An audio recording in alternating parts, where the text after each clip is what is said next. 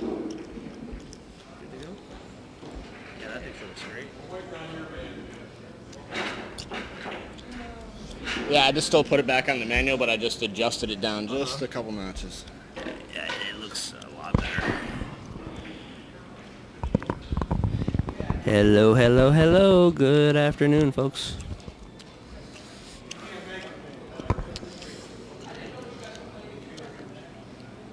There's nobody really logged in yet. No.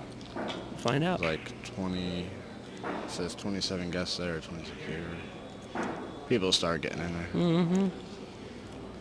All right, let me change this. No, Q-Man. He did not. Who knows what'll pop off today? Pocket Rich. Burrs. What's this guy's name? Little Al Romero. Wow.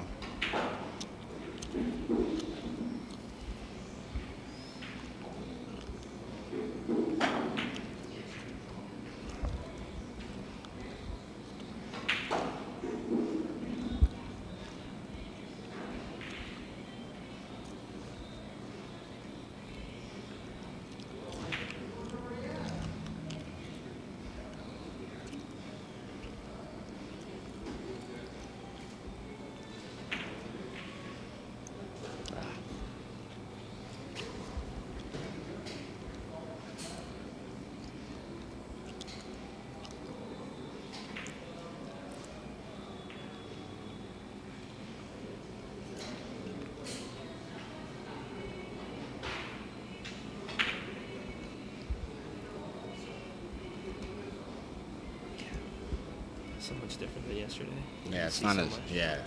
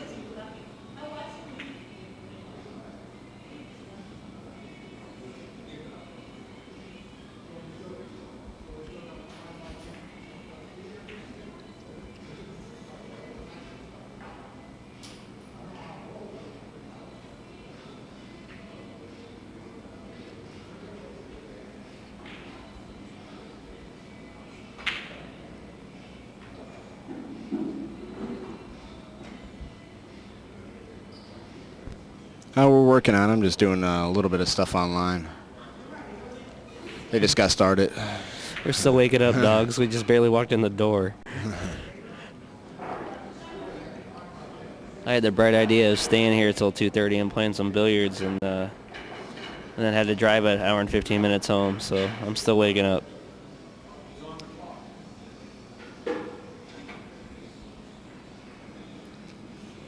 Who's on the clock? Silver? Or no, Silver is. Is it Silver? I don't know who's on the. Somebody's on the clock. He said. Yeah, I know. I was still trying to figure out who. I don't know. I don't think he's playing winner side right now. Is there No, loser side? it has to be loser side. I'm trying to think of who should be here right now. I don't know. I'll have to ask him.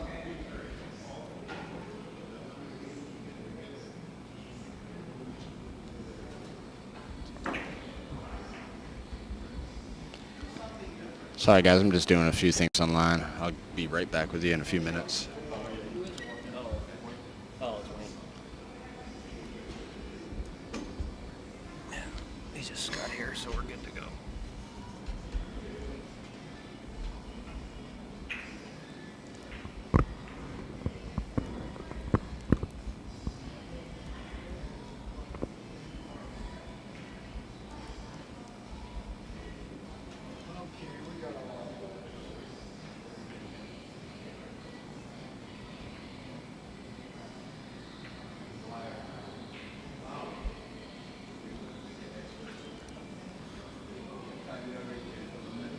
Hey, no problem. Glad you guys are enjoying it. How's your audio and video out there?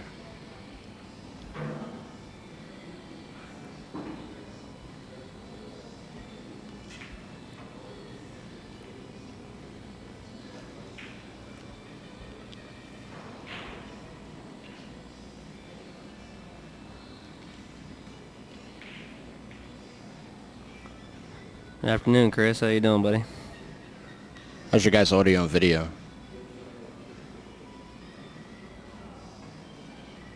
Is anybody seeing us or hearing Great. us? All right, Cool.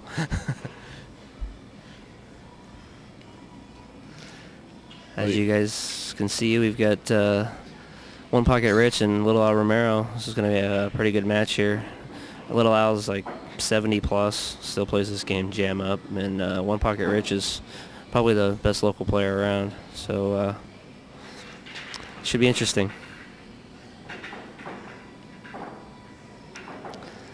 Thanks, Treg. Good afternoon.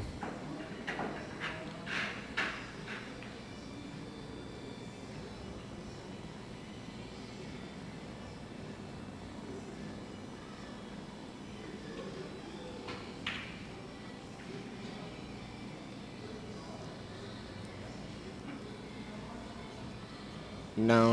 I think every match that is on the tables right now are all loser side matches. Yes, these are all loser side matches. Yeah.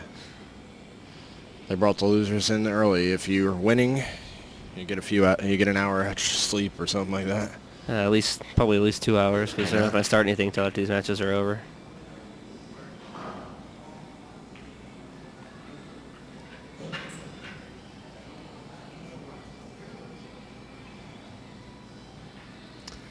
Well, as far as I know, I think there's still 15 balls on the table. I got to count them real quick. Yeah, there's still 15 balls here, so we're just moving. Rich had the first break. He said make me a mod. He said make me a mod. Oh.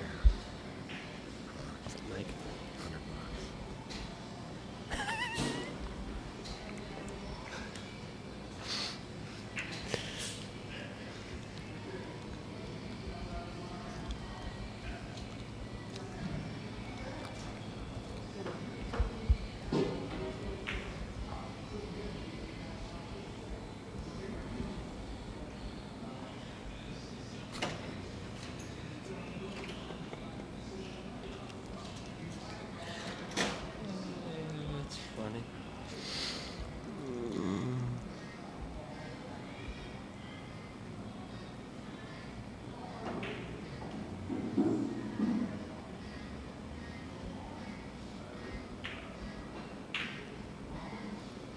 All right, Trig, you're going to have to put some blue in your hair to match your color. I'm going to grab some drinks. I'll be right back. Cool. Want water? Please.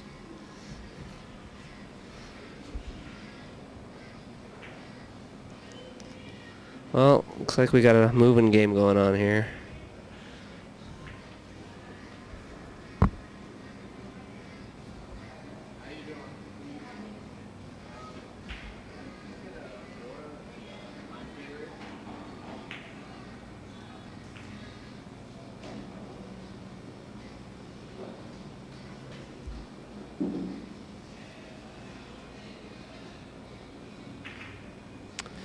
Yes, Philly, there are some big names. The man you're watching right now, Rich, he is definitely one of our big names in this tournament. You got Wayne Poland on the table next to us.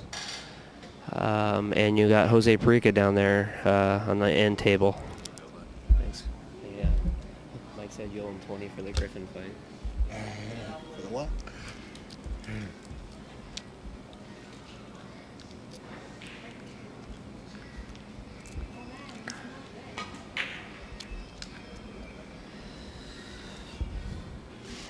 And of course, on the winner's side, we still have silver.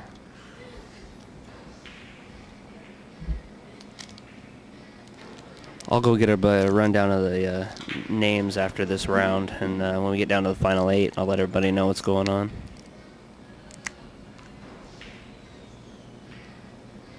Well, it looks like Al made the first mistake there. I got Rich has got a chance to get some balls here.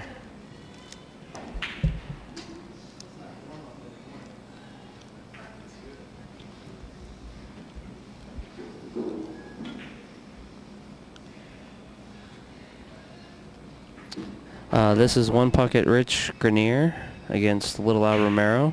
They're both locals. They both play jam up one pocket. Nitty, if you're, or Nifty, is that what that says? I can't really read it. Nifty Niner. If you look up at your chat header, it tells you who's playing and what the score is. We'll have to remind these guys to put the balls in the tray so we can keep track of the score.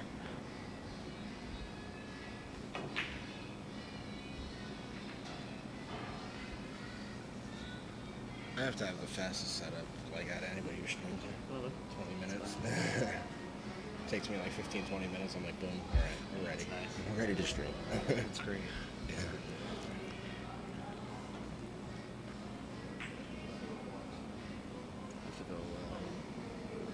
Go ask Jay to tell these guys, because I don't want to interrupt.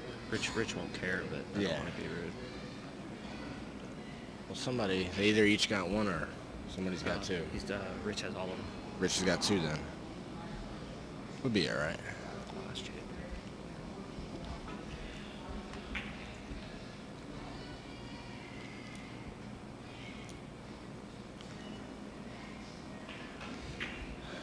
All right, guys. So it looks like Rich has got two balls.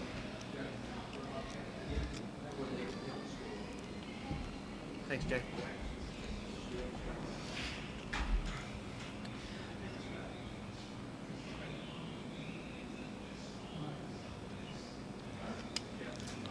All right, well, Jay just took care of that issue for us, so we can keep the score. It is now 2-1.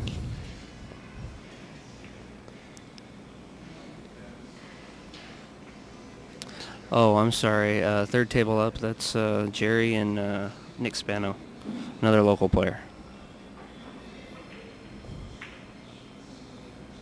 Yeah, I've heard about Little Al. I've never seen him play until now. I mean, I seen him a little bit yesterday, but I'll didn't tell you really what, get he to watch plays too much. plays real good one pocket, and you don't want to get him on that 6x12. Yeah, I bet. He's crafty, man. Plays jam up for somebody in his 70s. Of course, he plays jam up for anybody, to be honest with you. Still making cues. It's too bad we couldn't have gotten one pocket Rich in King Kong's match yesterday. Yeah, that would have been pretty nice. Oh God. They had That some looked entertaining. festivities in that match. Yeah. Those of you that know King Kong, you understand what we're talking about. Yeah, It gets a little feisty. It looked pretty entertaining to me. It was entertaining. Yeah. Jay had to intervene in that match at least twice. Yeah. There's the dreaded never shoot kick shot in one pocket. He kind of got away with it, but actually he fouled there. He didn't get a rail.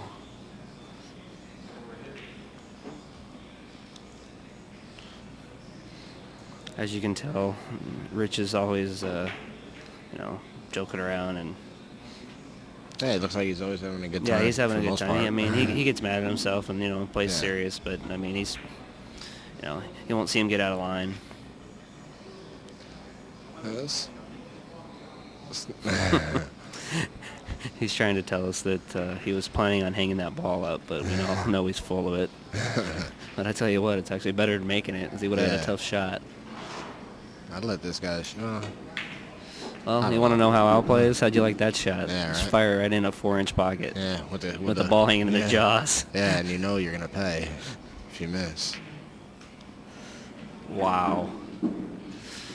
He thought he hit a good shot, and what do you know? He might have sold out the game. First time I came out to California, I said, you know what?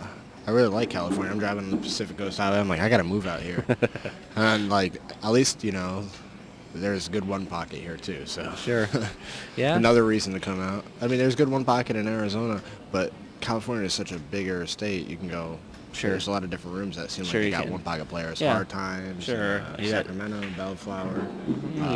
House of Yep. Billiards. I mean, there's so many little rooms around this area that I don't even know about that people know about. Yeah, you got You good got one pocket all these players, older guys that all play one pocket. I mean, a lot of them don't mind matching up for $20, $40. I'll tell you, when I lived in New York, I didn't have anybody to play one pocket with. It's all Nobody. straight pool back there. A lot of straight pool and 9-ball, 8-ball too. But it's like there's nobody to play one pocket with. Yeah. I mean, these guys who could give me the 7-out and 9-ball, I was beating them even in one pocket. They Don't play the just game. don't play the game. Sure.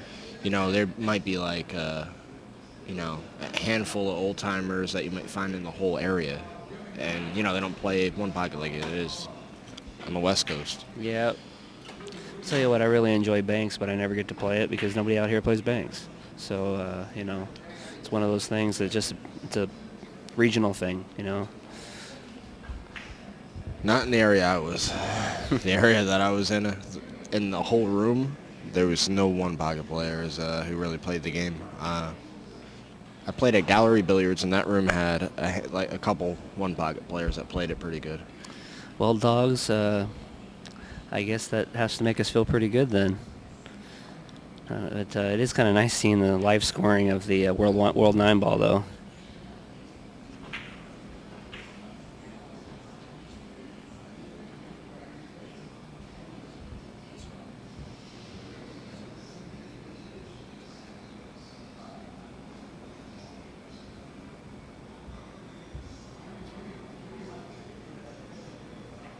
Hey, Bernie, what's going on?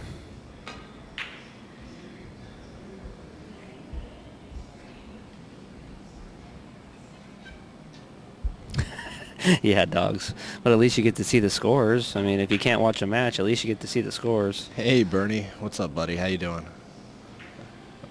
I wish you could have made it out here. I know that you had, other stuff going on, but it would have been really cool. I think you would have did pretty well in this tournament and had a blast. Yeah, Mike, I guess you wouldn't call it watching. Just checking once in a while was more like it. They had 32. They stopped it at 32, and it's been a good tournament. I think it actually worked out pretty good because he had 31 Yeah. when I walked in. It was about 5 minutes left, and he was Yeah. going to cut it off at 32. When one more person walked in, I don't think we had anybody turned away. So it worked out real good.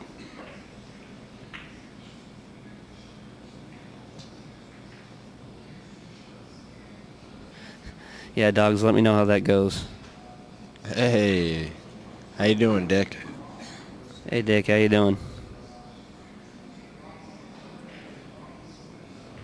Yes, I agree. Any one-pocket tournament is a good tournament. Hey, Dick, I'll take one pocket Rich over Little Al here for a bottle of Yukon Jack. I'm up 2.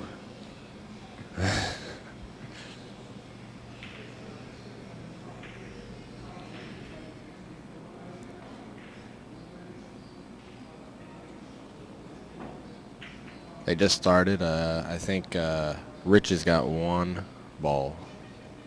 Is that correct? Yes, correct. Yeah, he's got 1 ball, and Little Al's got... Yeah, Trig, he He's paid us for got- that mod spot, so don't feel too 3. bad.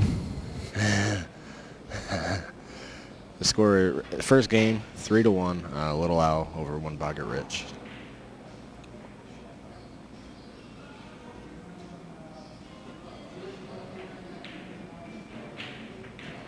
I was actually checking the live scoring of that event this morning, and there's actually been quite a few upsets.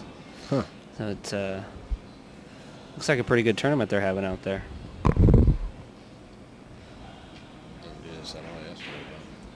Who knows?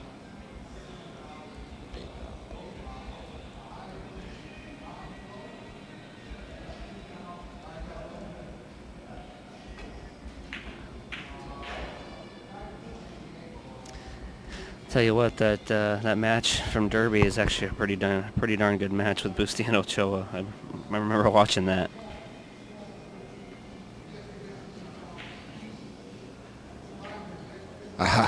That's what everybody wants to be the first one to get You his know, autograph DVD. it for him too. Yeah.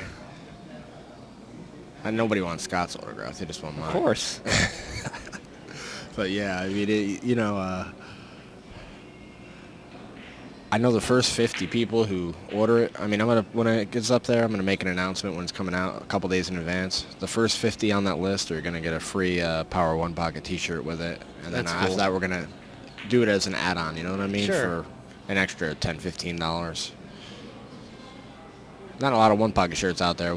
There's two of them. I know Freddie the Beard's got one, and the One Pocket Ghost, and I'll show them to you guys in between this. After this rack's over, I'll try to throw them up on the screen and give you the info on getting them if you want.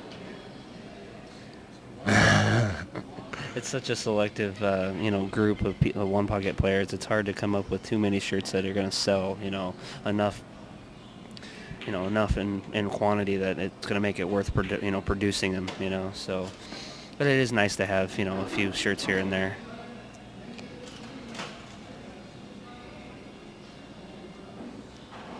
He's asking, can they prepay for the Power DVD? We're not going to do. We did a pre-order when we did Efren versus Frost, like a year and a half or so ago, or whenever it was, 2 years ago.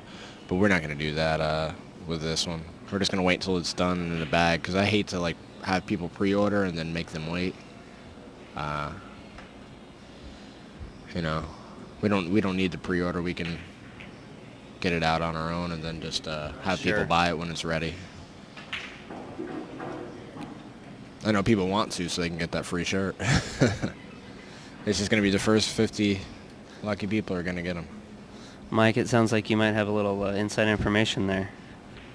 You might be right. You know what? I think they might rush it just to get your 20, though. We can't. The whole thing is trying to get Scott in one place.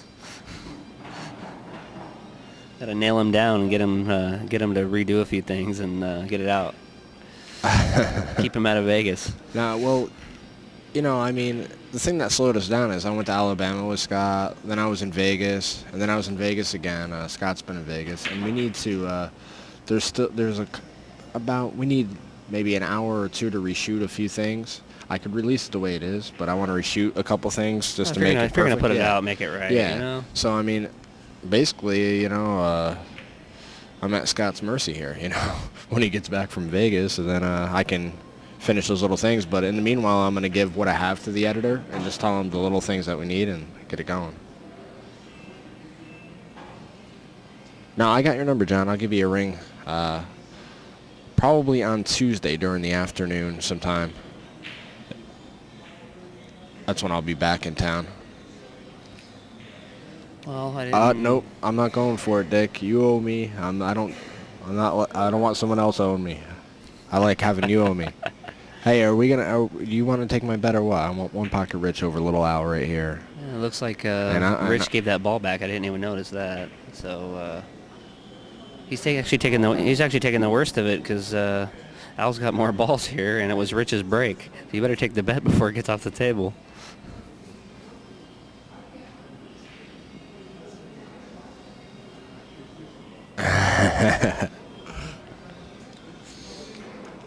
What is a bottle of Yukon Jack, like $2 or something these days? No, I think it's about 25 or 30. Did you guys put a size on that bottle, or can you just get a little shot glass that comes in glass? That's a bottle. Yeah, you're right. I want it to be a good DVD, and we could have released it with what we have, but I really want it to be good and give you guys a lot of stuff for your money. We're going to have road stories in there, shout stories.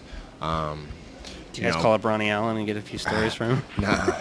We're going to have racking and breaking, running the balls in it, returning the break. You're going to show us how to put a bad rack on somebody? Is that what you're telling me? All types of different stuff. And how to see it and not get stuck on it? Yeah, we're going to show you a lot of things in there that are going to help your game. I don't care who you are, you should probably learn something from it. Unless you're Dick and, he knows everything. And I think I'm going to try to include a rack from when Cliff Joyner and Scott played in Alabama. I'm going to pick out one good rack out of that session they had and just include it in the bonus footage. Why not, And I've been lucky enough from Steve at onepocket.org said I could include the rules and the history of the game and add it to the DVD too Tell you what, if you want to put a few extras in there, and you might want to put Preacher Ron's shot that he got out of when he got out of that trap that Scott put him in.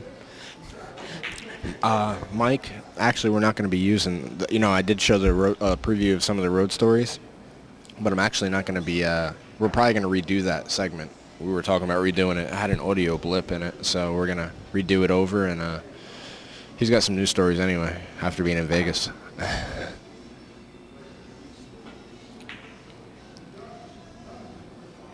Scott, unlikable. What are you talking about? He's the nicest guy I've ever seen.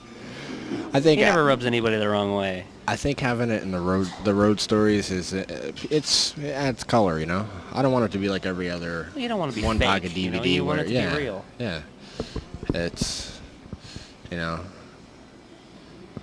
Dogs, that was sick is not even the word. Ridiculous sounds better to me.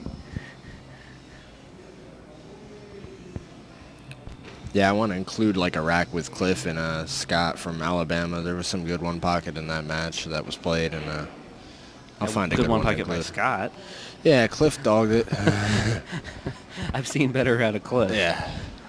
Yeah, he didn't play the best. That match should not have taken 8 hours. It should have taken about 25, 30 hours. Yeah. Yeah, you're right.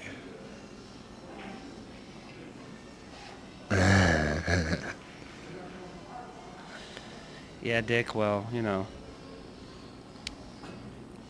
Hey, Dick, be honest here. If you were in your prime, say we went back to 1960 something, and we brought Scott back there, or, you know, how would you guys play?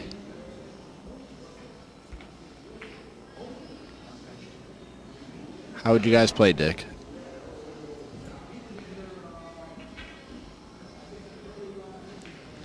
Dog, I think they just realized it and they just moved it up. That was the first game today. Yeah, they read your chat. It's in big red letters over the table. So don't shark anybody. Yeah, I think you're correct. Dick, how do you think it would go down if him and Ronnie Allen had played? Ooh, that's interesting. Because, I mean, Dick played Ronnie Allen in his prime, you know? Tell you what, that's an argument that'll go on for days and days and days, depending on who you talk to. You know, and Dick, I don't care about anybody's list of who they've beaten. You played Ronnie Allen 9-8, the smallest spot that you could possibly get. That's strong. And was right there. That's crazy. Who doesn't like Ronnie? He's hilarious. I talked to him in Vegas for about an hour, and it was like I'd known him for about 30 years.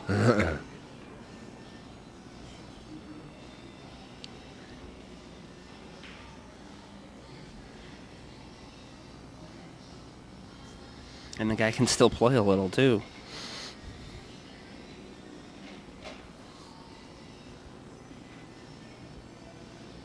Yeah, I mean, Parika is down on the fourth table on your screen. He's playing.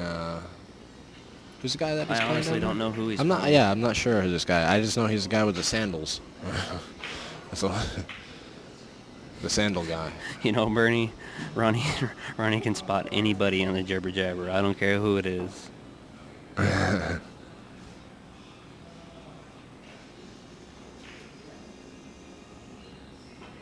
Well, you know, I think one of the biggest reasons for that, Dick, is because you know, Ronnie was always in the heat. He always had good players to play.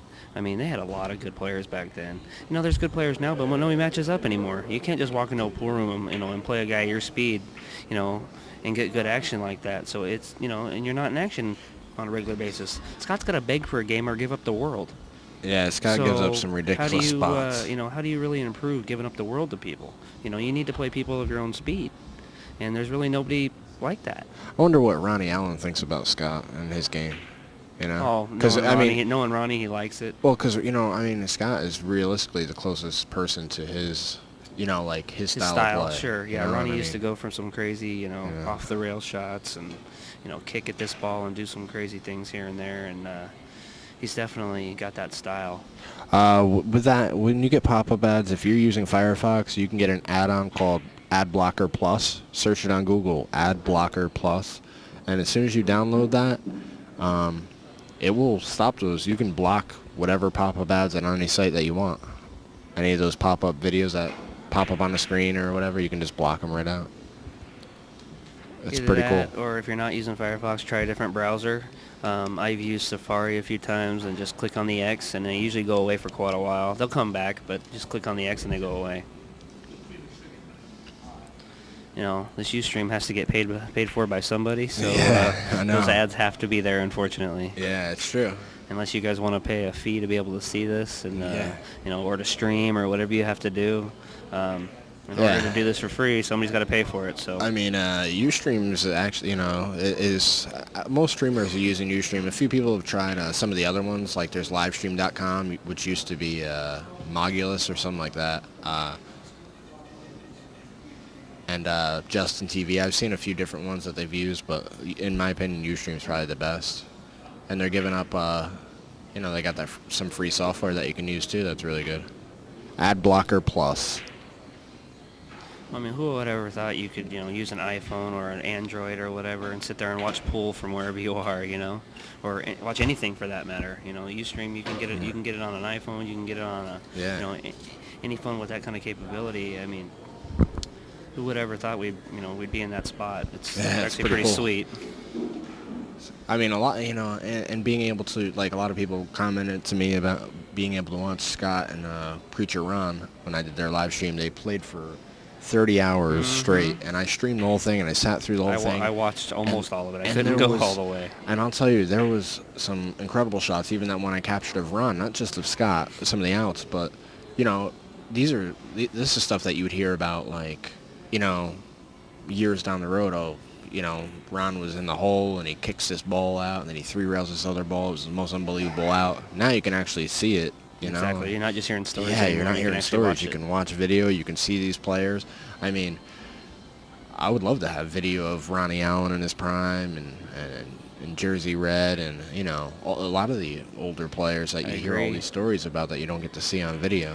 I tell you what, I've seen more things in the last few years. You know, I mean, like you said, you hear all these stories of this action's happening here, this action's happening there, and you never actually get to see it with your own eyes. Now you just, you know, click on a button and there you go. You're right there.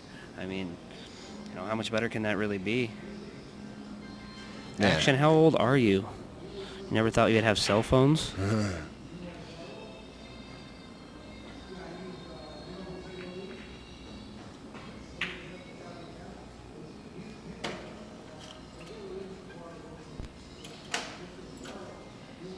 I think $24. Dick, you're right. He definitely.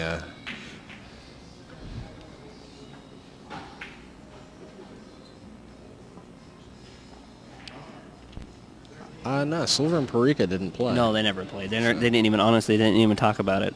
After Silver's match, I think he left and went and got something to eat and just went to relax, and it never came up. They were playing here last night pretty late. After we got off the air, there was one more match that had just barely started. So they didn't finish up till almost midnight. And, you know, these guys knew they had to come back today, and, you know, they wanted to get some sleep.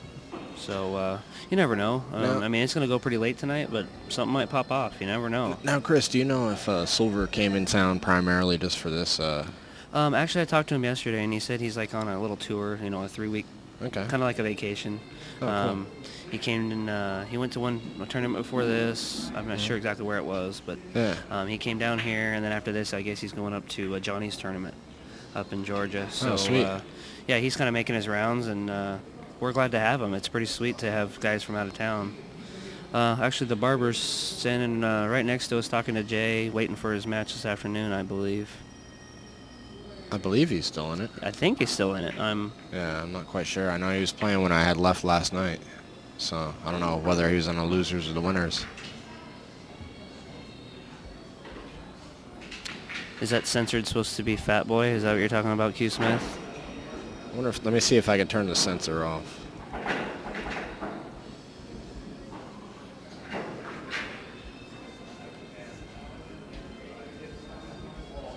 See if that works. Now you can see if you can type Dick's name in without it censoring it. You're talking about Alex, the owner of Styx? If it is, he didn't play in this, no.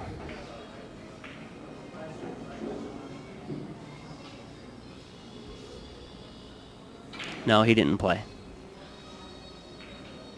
I talked to him the other day. I think he'd rather just, you know, Hey, it Run the worked. pool room. It worked. All right, but Yeah, Oddzilla, it did work.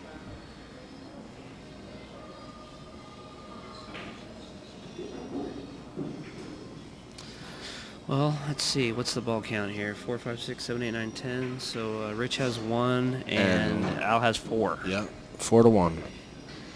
And this was on Rich's break, so Yeah, this this is is pretty the big. first game. So somebody should have taken that Yukon Jack bet. Yeah, I know. Who knitted up on us? What's going on?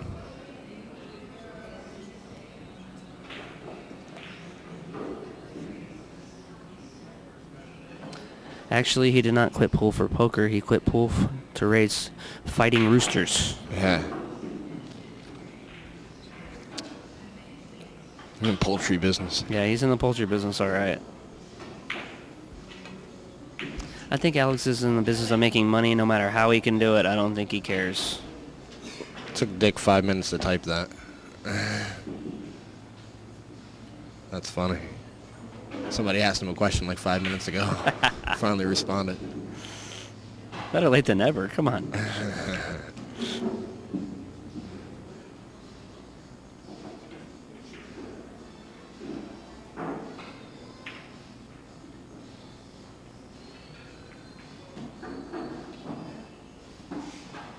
Look at you, Trigger. You got more information than we do.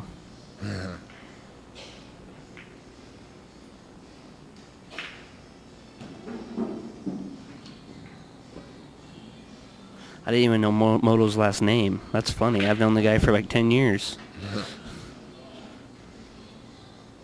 It might not even be his real last name. You're right. You never know. Tell you what, though, the guy still plays good. Hawaiian Jimmy and Larry, I guarantee they've played numerous times over the years. Those guys are 2 local guys that have been here a long time.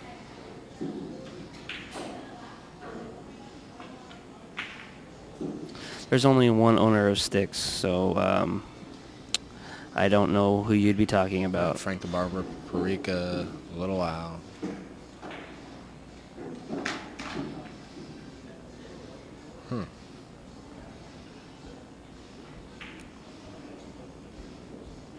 I think, Trig, you must have talked to Jay this morning. Yep, see? Oh, on the post, okay. Alfalfa must be the guy with the sandals. No, or is that the guy playing Nick? Must be the guy playing... That's Jared. Yeah. No, I think it's the guy. Must be the guy playing Parika. Yeah, no? the guy. Yeah, the Yeah, sandals it has guy. to be. Oh, Sticks and Ventura. I'm sorry. Okay. I didn't know there was 2 sticks out here. I only know of one.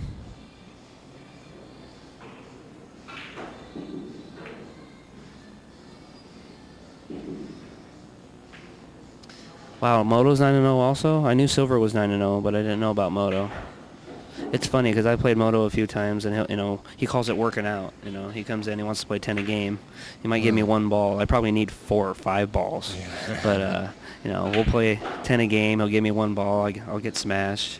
But I've learned quite a few things from the guy, and it's fun once in a while when you have a little extra cash to play those guys for 10 a game and donate a little bit. Yeah. Well, you're paying it forward, because you'll get it back from somebody who's a lesser player than yourself. I already have. That's what I'm saying, and the stuff you learn from him is invaluable. No doubt. No doubt. Gomer Pyle from Colby's, he's taught me a lot, and he's helped me win quite a few dollars. So I always have to take him out to steak dinners and stuff to pay him back. And he never donated.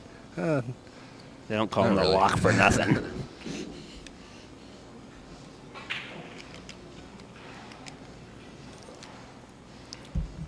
I'm donating right now.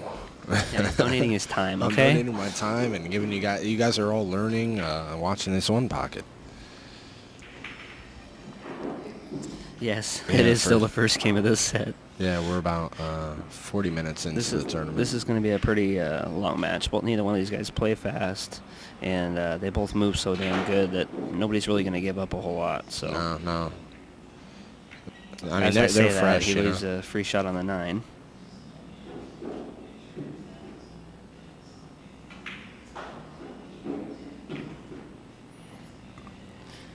That ball might stay there and fall in the way this table rolls. It rolls in. Excuse me, it rolls out. Rolls out, yeah. So.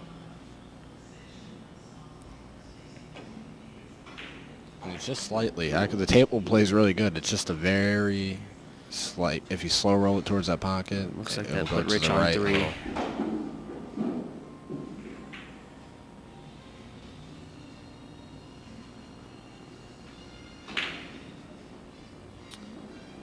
All right, Sugar, did you make lunch or did you buy lunch? Oh yeah, this table's 4-inch pockets, guys. So. And if they're 4, they're barely 4. It's pockets are pretty snug. Running 8 now on this table is it's doing something, I'll tell you. I don't think Scott's going to be doing any Power One Pocket DVDs on this table. Yeah, right. Might take him a few shots. We did it on a 4.5-inch diamond, standard diamond table that they have at Colby's. It was actually the same table that was used in the 10 ball in Vegas, the Predator one.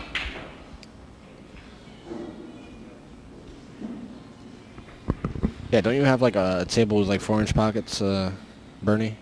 A Gold Crown? Probably not supposed to tell anybody about that.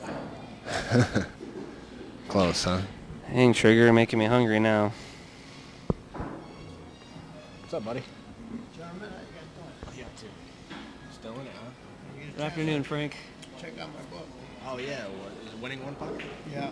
Yeah, it's a great book. I'm sure the autographs that I got in there. Oh, wow. Wow. Good old Frank the Barber decided to stop by and say hello. Jeez. You see all this? These are all the autographs he's got in that Winning One Pocket book. Isn't that crazy? He knows a got few everybody. people. He's been around a little. I got Eddie Taylor, I got Youngblood, I got Strawberry. You even got Kevin Trudeau's autograph. Which prison do you have to go to get that? Oh, boy. Did he charge you for it? Wow, Free that's awesome. entry to the IPT. That's awesome. That's awesome. That's great. Brought my book down so I can get Ochoa's autograph. Yeah, Pull Q Warehouse. I'll tell you what, that table at Ukaipa is tight, but I like it. It plays good. It's a lot of people really struggle on it though. I'll tell you.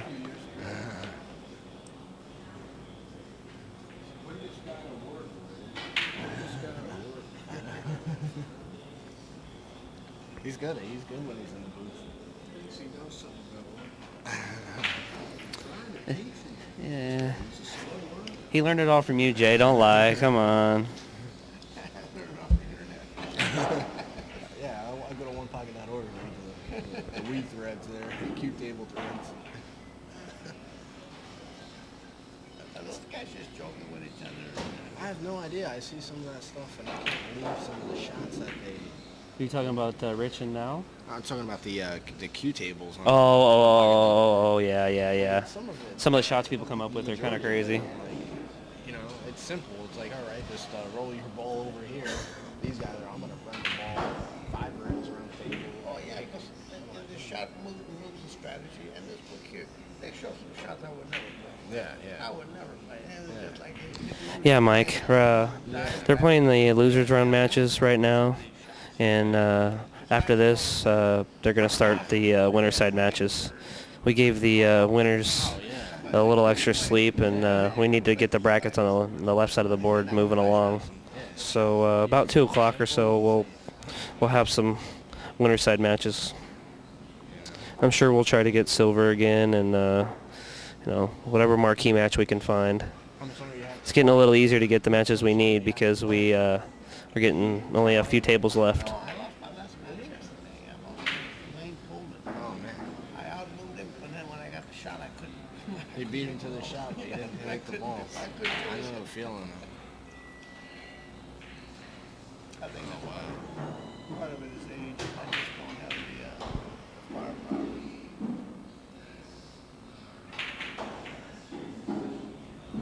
Trig, you might be right. This match is definitely going to take a little while.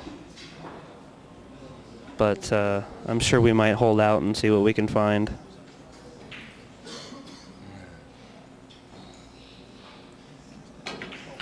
Look at Jay over here trying to get some more screen time.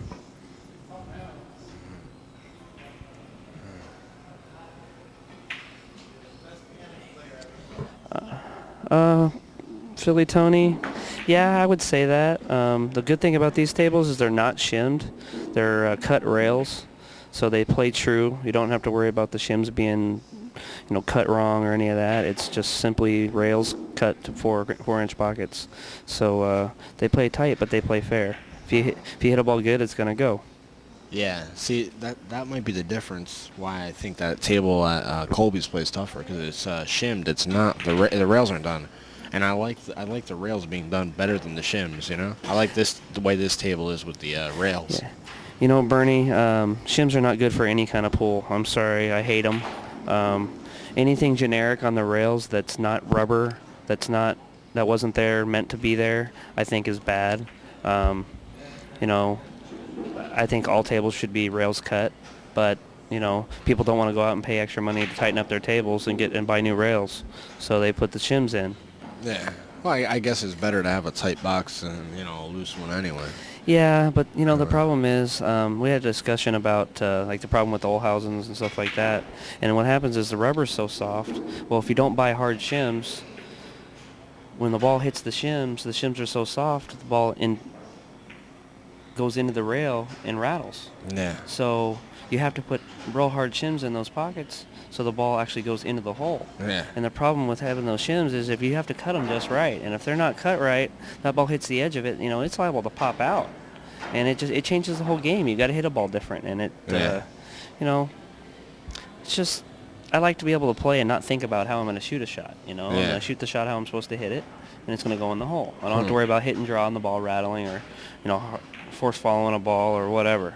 So looks like Rich missed the 6 ball there, or he's down to 2 balls again.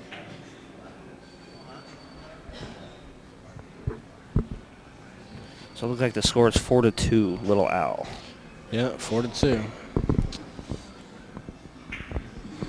Actually, it's got to be 3-2, huh? Am I not counting the balls right? No, I didn't count them right. Okay. I might have been counting the cue ball. It's all right. Yesterday was a long day. Yeah. I have a feeling today might be just as long, if not longer. Yeah, I'm not These sure. guys are going to start taking more time and stuff because right now these are all money matches. The winner of these matches are guaranteed $150. Yeah. So these guys, some of these guys, they drove, and I was talking to one of the players last night, and it was too bad that we couldn't get down to 8 players because he had to drive home and drive back, and he might lose his first match. He doesn't get anything. Yeah. So more incentive to play harder. Yeah, but we tried to get down to 8 players last night, but it wasn't happening. It was just way too late. So.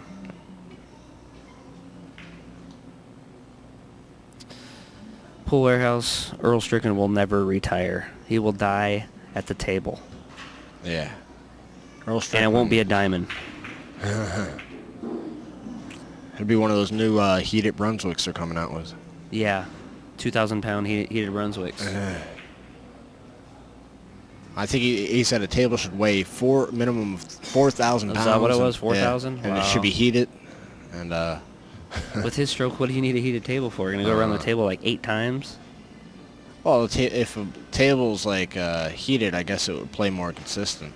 That's his reasoning behind it. Wu-Tang, the reason they give it a keep shot. spotting balls is because we have a 4-ball behind the headstring rule. The 4th ball behind the headstring that's closest to the rail gets spotted because if not, people would be putting all the balls up table, playing the wedge, and this game's already going to take over an hour. You can imagine if they can put all the balls up table and not spot them. I mean, this game could take 2 days. So, a race to 3, it could take 4 or 5 hours. So they decided to go with this rule to keep it going. So, kind of changes the game a little, but you got to do what you got to do sometimes. Shows how scared Al is. Look, he's firing at this ball. Missed it by about 2 feet, but he wasn't scared, I'll tell you.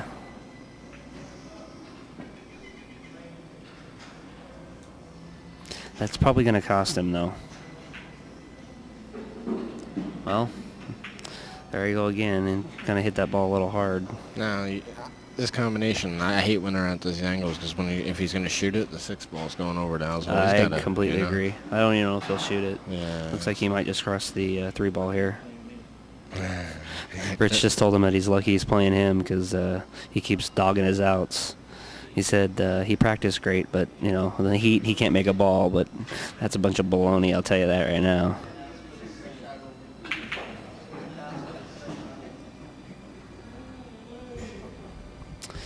You know, Philly Tony, there's 6 heated 3-cushion tables here. And I tell you what, if you ever try to play pool on a 3-cushion table, a heated 3-cushion table, you know, if they put pockets on those things, I couldn't imagine trying to control my cue ball. That thing would just slide around the table for days. Well, he's left him a shot here on the 3 ball. I think he's probably going to take it on and roll down for the bank. Oh, okay. He decided to take the 10 ball instead, but he didn't get him on the rail, so he's going to... Oh, yeah, he's basically got a free shot here. Just roll down to the bottom rail. Yeah, that's all he's going to do. Nice shot. Gin. He says, I love those free shots. I love those free shots. He got a little lower than he wanted to get, but I like his chances of getting on the, what is that, the 12 ball on the rail here? Yeah, he's got the 12 here. Bank the 10, shoot the 12. Maybe if you get the right angle, roll down and bank the 4. I mean, he should be able to come in between, you know. He shouldn't hit the 11 ball here. If he spins it in with like a low left-hand English, he'll hit it. Remember, you got to aim this ball to the... Oh, wow, he didn't even try it. Okay. But if he was to bank that ball, you got to aim it to hit the bottom rail because these tables tend to roll up. So if you aim it at the pocket, you tend to miss. Well, looks like he jacked him up, but I think he can still get that 4 ball out of there. I think he's just going to move the 11 and go to the end rail.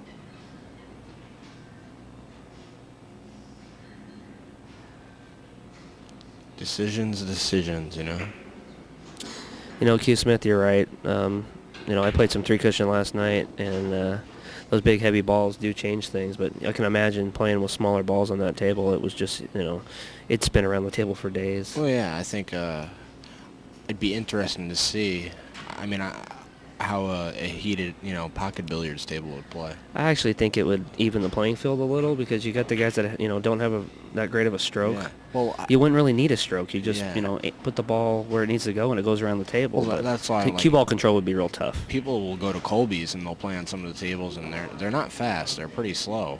A lot of the tables and you know, besides the Diamond and maybe 1 or 2 others, the rest are pretty slow. And people will comment, "Oh, table's too slow," or you know, and I'll say you got to have a stroke on this table to play. Exactly. You got to be able to move the ball. Exactly. Around, you know, Well, it kind of reminds you of the old days of you know, bar box 8 ball with the big cue ball. You know, those guys had such powerful strokes because they had to move that rock around. The thing weighed about 10 pounds. Yeah. You know, but I wonder if, you know, a heated table would keep it more consistent the way it plays. You know. Yeah. You know, I think that would be a benefit too, but.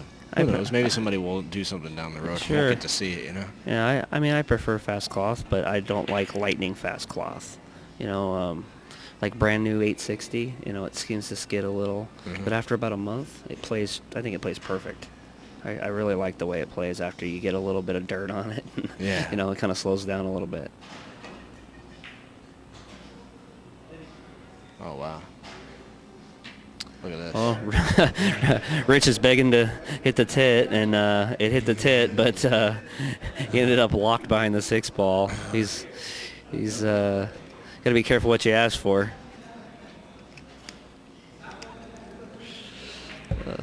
That was brutal.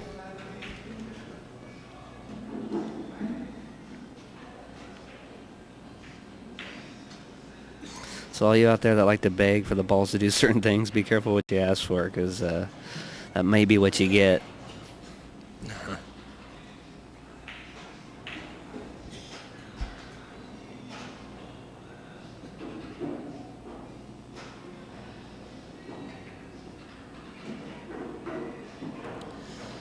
Tell you what, if every game takes this long, it's going to be a long day. Yeah, for sure. I think we're in for a long day. I mean, it's regardless, pocket, sure. It's okay. I mean, well, they're all going to bear down because it's for the cash too. So if it gets too late, I'm just gonna leave you here and go watch fireworks. exactly. I've seen enough fireworks in my life. I think I could just hang out for a while. And go watch fireworks and leave you with Yeah. Frank the barber. Hey, it's cool. You got a family. You can go hang out. I don't mind. I'll ship you your laptop. No big deal.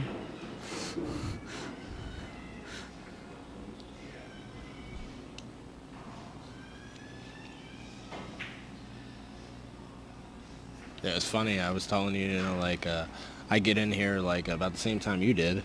Yeah. But it's about 20 to 12. I'm not set up yet. It only takes me about 15 minutes to get set up. I can set up all my equipment in like 15 minutes, ready to go. I'll tell you what, man.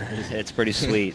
Just boom. It was kind of funny because I walked in and it was 11:45 and I'm looking around and Lenny's not here. I'm going, did he fall asleep on us? What's going on here? And I turn around and there he is. He goes, oh, I'm ready to set up. I'm like, okay. Well, 15 minutes later, Jay goes, you guys ready? He's like, well, give me a couple minutes. I'll be done. So, it's actually pretty sweet to be able to set up that quick.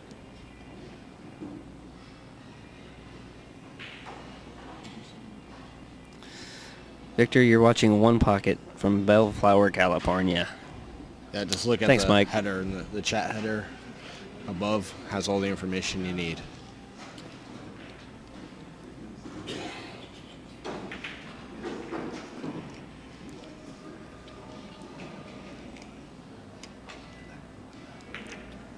I have no idea. I don't even. Oh, Guitar World. I'm sorry. No, honestly, I do not know. they I don't just think have it's brackets, even. right? I don't even think it's being I streamed. think they just have that live scoring. Looks like little Al's gonna get out here. Table play in beautiful form. Looks like Dick Dog did. He could have had a one-game lead here. Yeah, this is his out ball right here.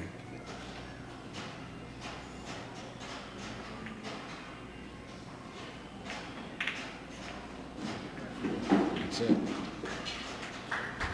All right, first game goes to little Al. Guy plays pretty good for a little 70-year-old man.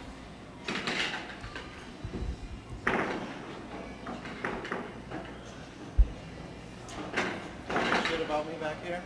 You want us to? I'm used to it. I'll call Jenny if we need to.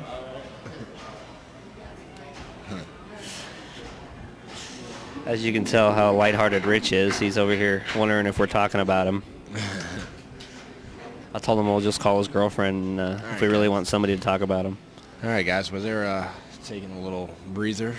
I'm going to run commercials for our sponsors. Check them out, support them, drop them an email, let them know that you appreciate them sponsoring us. Here you go, bud.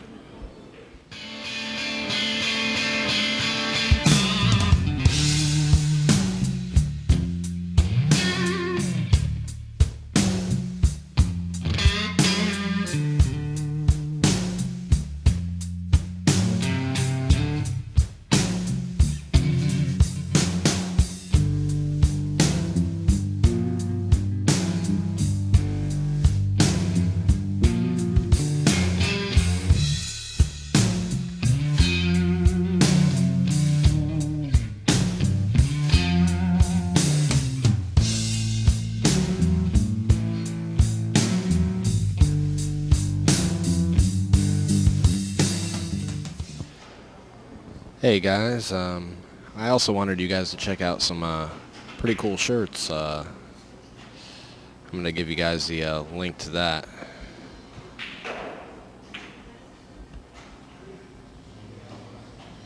Here's what they look like if you like One Pocket.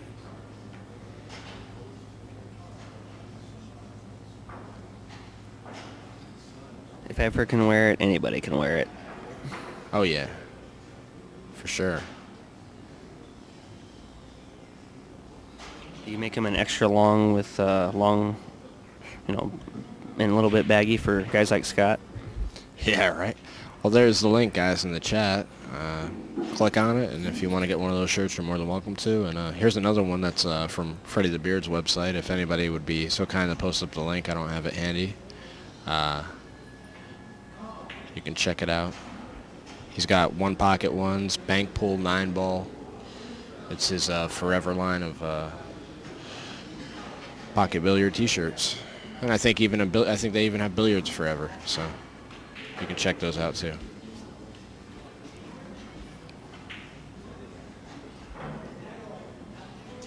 I believe it's bankingwiththebeard.com. Well, looks like we're back.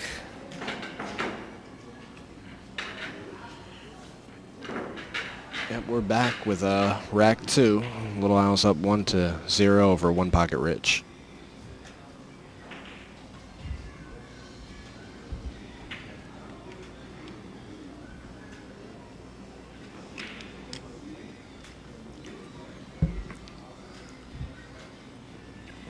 Now that's from the Worlds. It's is that stuff that was recorded from, or they actually have live stuff? Were they live yesterday?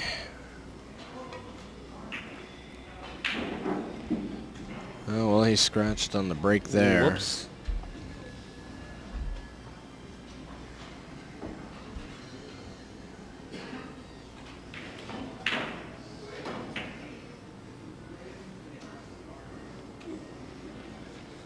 Well, let's see. He doesn't have an offensive shot here. Looks like he might be able to Yeah, he's probably going to move the 5-ball.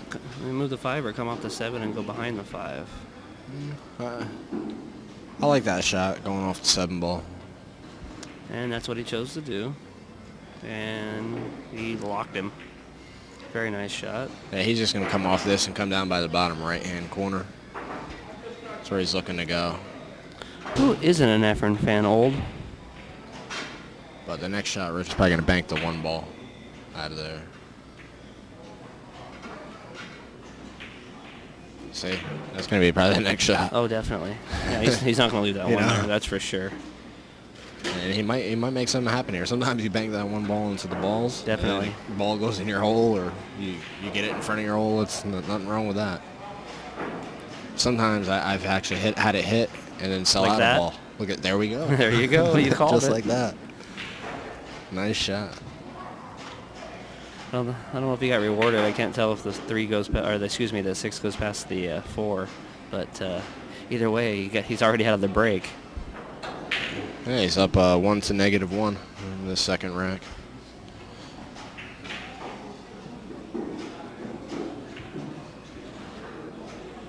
It's a nice shot there. Put a ball on your side, make him either foul or bunt or something. It looks like he's going to take a foul here. That's what he's looking at.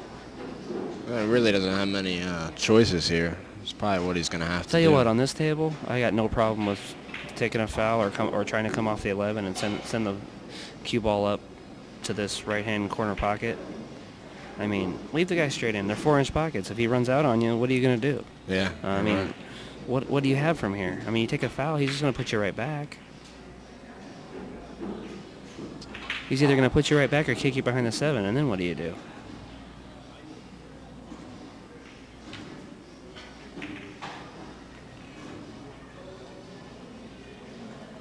He's looking at it like he thinks the 13 goes off the 15, but we'll find out. No, he bunted. Well, he didn't even take a foul. No, it was a legal shot. Good But shot. I still don't think he's going to like the results. He's left him on the wrong side of the stack. If the 7's not frozen, he's looking to go off the 13, but he's going to scratch. So. Well, it's a tricky shot because he'd have to hit it. He'd have to draw the ball a little bit. And if he wants to control it, if it goes too far, he sells out. I mean, it's at this point in the game, it's not. I'm better off nothing you kicking have to behind do. the 7-ball. Yeah, well, he's just going to take the 7 out, I think. I'm just going to roll behind it. Just roll it. There Yeah, see, like I said, you put him behind the 7. Now what do you do? I mean, now you're in a worse spot than what you were in before. Now the only ball you can come off is the 7, and you still got to put him up table. Yeah, so now he's got him behind the 7-ball there, and He's just gonna tippy-tappy here, you know?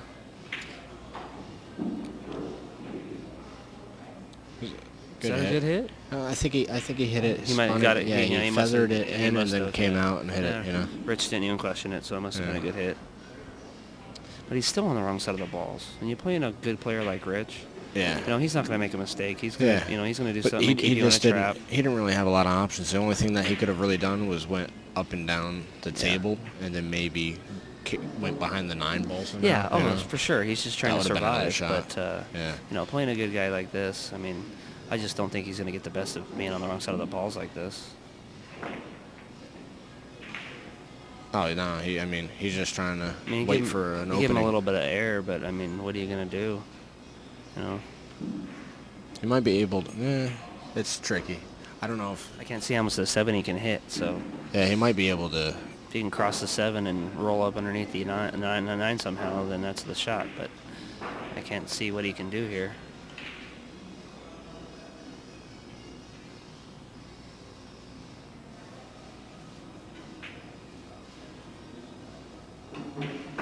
That's what he tried to do. Yeah. He actually did a pretty good job there. And he tied up those 2 balls. Yeah, I think he tied it up where the 7 doesn't go. No, I don't know if I don't think he can throw it in either. No, it looks like the 7 goes to the tit, so. He said, "Did you bring your camera?" Mike asked. Oh, yeah, I did bring my camera, actually. It's in the car if I need it. Like I said before, it's nothing spectacular, but, you know, I can take a few little shots here and there if I get a chance.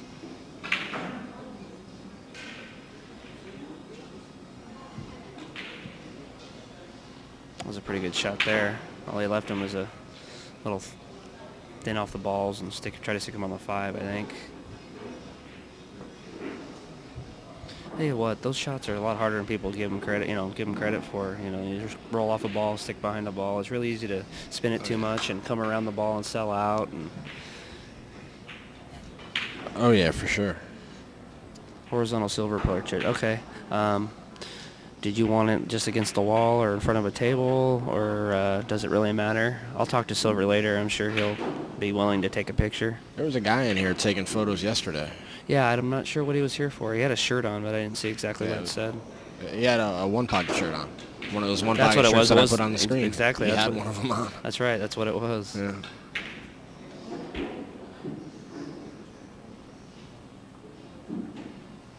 I think I'm gonna get Silver and Parika's autograph. I'm gonna pick up some cue balls.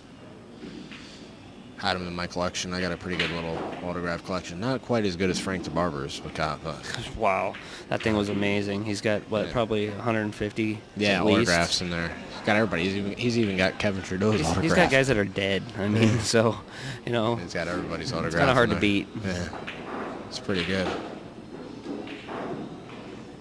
No problem, Mike. I will try to accommodate if I can. Well, looks like Rich made a mistake there. Got a double kiss. I don't know how many Al can get here, but he's definitely going to be in a better spot. I think he'll just get this one ball, to be honest with you. I don't know if he's going to get much more than that, unless he... because the balls are just laying funny for him. He can get on the 5 ball here. Yeah. That's probably the shot. Trig, I'll take your autograph, but I want it in person.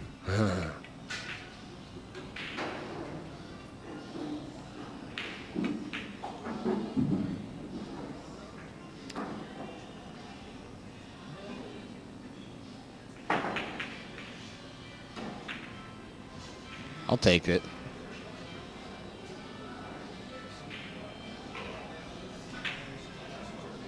Next time I see you, I'll have you Sharpie me. Autograph my arm or something.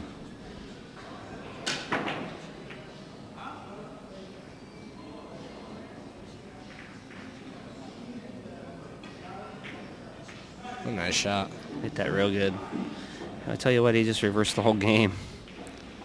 I mean, the 7's not in a spot where he's in too much danger. I think Rich might be able to come up and hit the 5 ball. He could bank the 9 and slide over too. I don't know if he's got enough angle actually. If he wants to slide over, he kind of gives a free shot to the 5 with a big pocket with the 7 there. Well, keep it. above the 7. I mean, above the 5 ball. Kind of like draw his ball. Oh, I see what you're You know saying. what I'm saying? Okay. Bank it with speed. Okay, but then he's you gonna move the still 5. got to hold the ball. I like moving the 5, just leaving him up here. Yeah. I think that's a better shot, personally. I think he's gonna probably bank the. I don't know what kind of angle he has on the 9.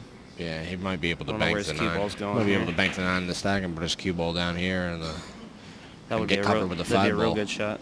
But he's kind of close to the rail to do that too. So.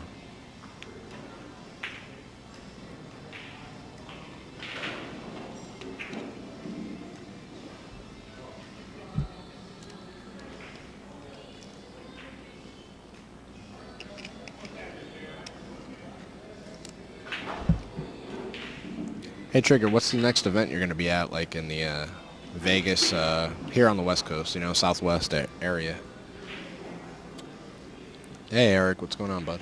Morning, Eric. Well, afternoon. Feels like morning.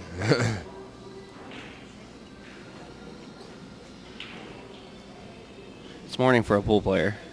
Oh yeah. Don't worry, rain first. Sure, it's not here yet. Not yet.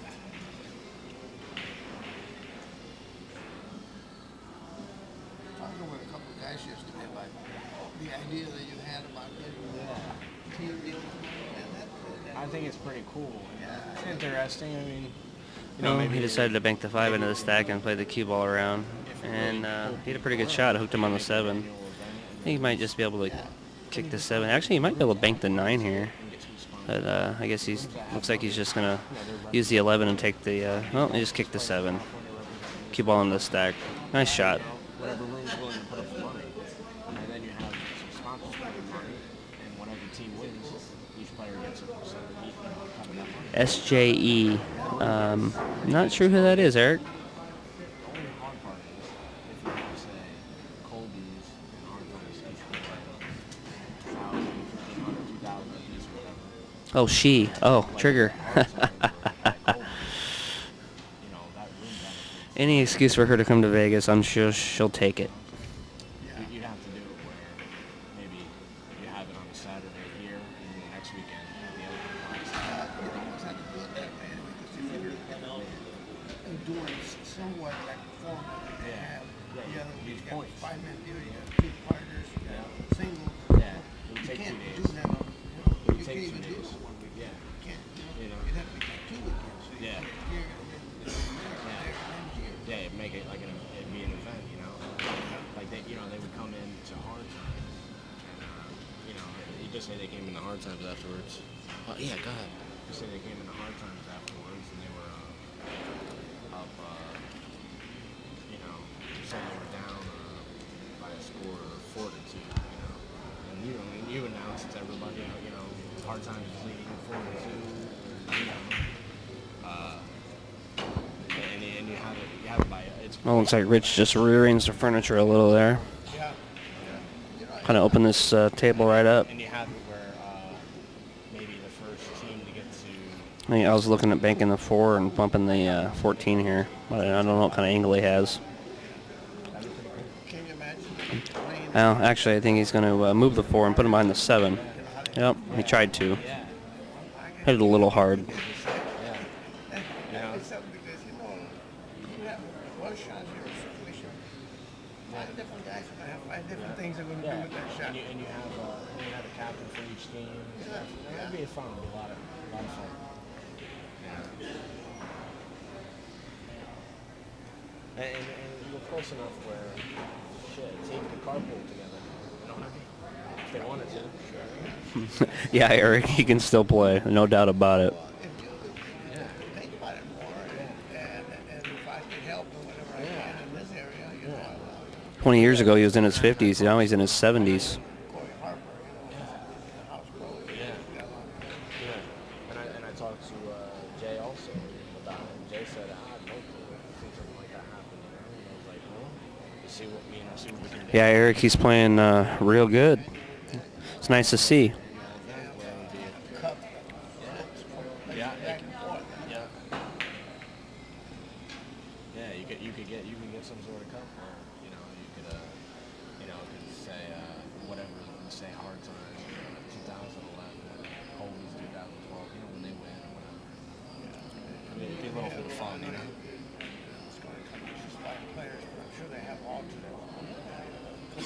That's what I'm saying. We could have it where it's, you could probably have like a 5-man team and maybe one alternate, and we could have a captain or something like that, Yeah, Eric, you can always say that. So you don't need to. Not too many people can, I'm sure. Even locally, it will stimulate the interest. I can't over there. I'm talking about in the respect that you have, say you're going to have six players in front of you. Yeah. That you have 4 players. I was a real good guy. Pretty quiet, but real knowledgeable. Each place do local playoffs. Yeah. Oh, yeah, something like that. Yeah, that'd be cool because then they have a chance to win money because the rooms are both Still makes a damn good cue, too. sponsors behind it, too. Or maybe, maybe you get a cue maker, makes a good cue, and then you sell raffle tickets. Yeah. And, you pool all that money, and that money goes back to the players. The players make some money. Their team wins, they get Actually, paid. there's a lot of things that can be done. Get some heads together. But I tell you what, if he's in a game, you better not bet against him because he doesn't get in too many bad games. Annual event, like you said, I mean, I could see because you bring some of the players, like say, you bring Scott Frost and Joe in here. That draws people in who don't normally maybe see it. Now you're taking somebody like Marika, Nora, bringing them to Harvard, guys. They want to see, they want to see different players, outside the area, because they're interested. They might have heard about these guys. Oh, I heard about this guy. I've never seen him play. And so they come out and they want to read on their phones and see, the pressure, you're in hard times, all these guys from Arizona, Wow. Looks like Rich just might have given up the game there. Al doesn't have any balls, but he's liable to get at least 5 or 6 here. So this is big. He's going to take a 2-0 lead if he can run some balls. That way, the interest is still there. Yeah, oh yeah. Yeah, you could do something. You want to work around events too, like where you can, especially when they have the Las Vegas, if it's around that time and people are in Vegas, they might come out for stuff like that. Like, if they're still around the area, if they're still like in Vegas, they might go to Arizona or come out where it's close by. I mean, we figure out something where you make it an annual thing, and it'd be a lot of fun. But I think you're right. I think probably, one weekend here and one weekend there. It's perfect, That would be true in the season benefits.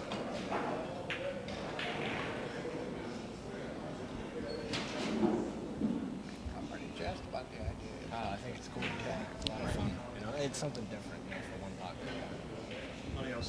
Well, Mike, we need somebody to keep us awake. I think he did. Looks like that's 3 for Al. Who did he play? He played Wayne, right? I don't think he got quite high enough on the 10 ball here.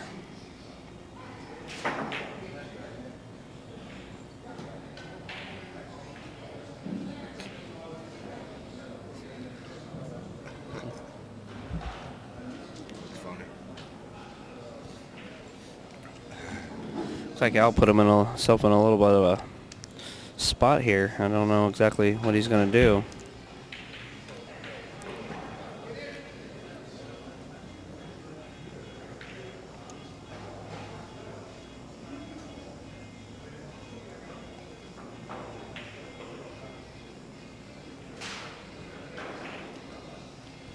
Well, Eric, 11 years is it's a long time, but sounds like you got a good thing.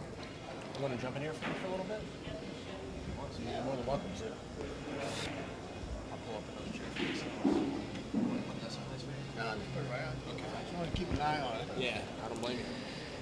All right, guys, I'm joined in the booth by the one and only Frank the Barber. How you doing, Frank? No, I'm doing just fine. Yourself? I'm doing good. Can't really beat this. 4th of July, I get to watch some One Pocket. I'd like to see you play some more, but think Wayne got the best of you yesterday, huh? Well, you know what? In honesty, I think that I outmoved him. I got to the shot that would win the game, but then I just couldn't close the deal. Yeah, well, Yeah. fortunately that happens to all of us. Looks like Wayne just won won his next match. Took him about an hour and 20 minutes. Who did he play? I think he played somebody from Arizona. I'm not sure who it was. It was Jim Colati. Yeah, he did. He played Jim. So you know. Yeah, Jim must have had a good tournament. I mean, Sure. to last this far. Looks into like it. the cream's starting to rise. This is we had a pretty good field.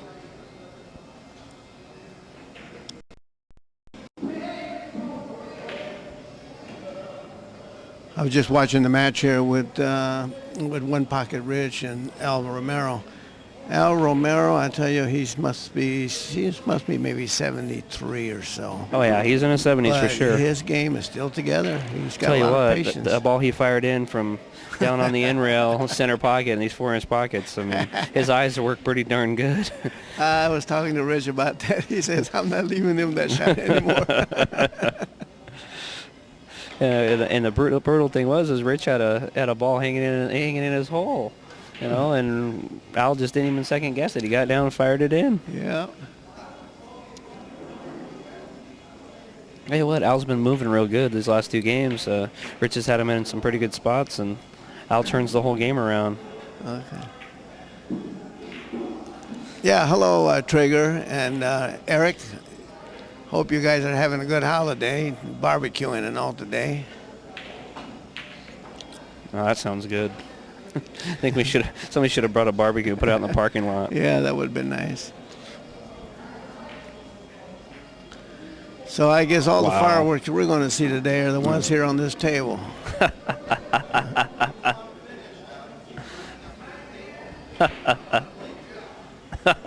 Fat boy, how about 11-8? That sounds like a good game. I don't know if you guys saw that, but Rich hit that kick shot, and Al went running up to the table like it wasn't going in. And Rich told him to go sit down because he wanted to play too. He had a pretty good shot there. So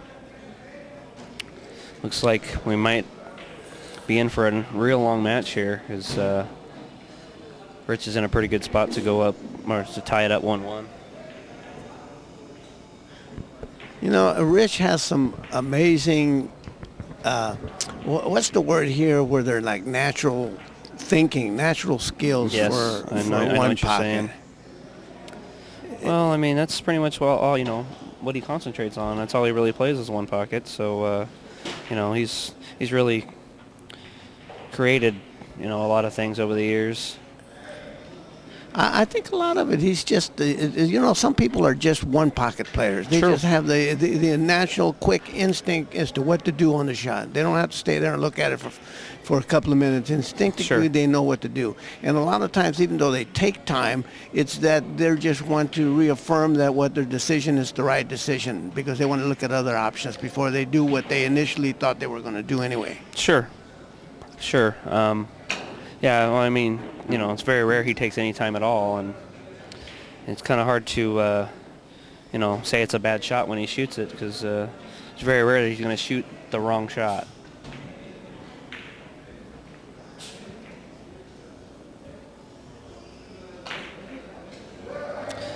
Well, Eric, you got to quit telling yourself that you're playing bad and just get out there and hit some balls, because, the more you keep it in your head that you're playing bad, it's going to continue.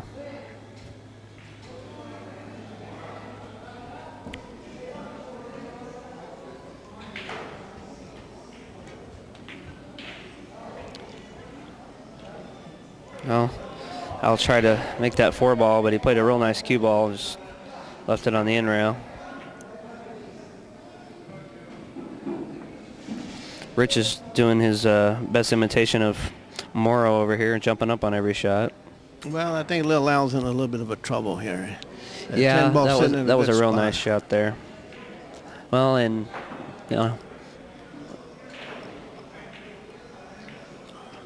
I think he might need all but one. So,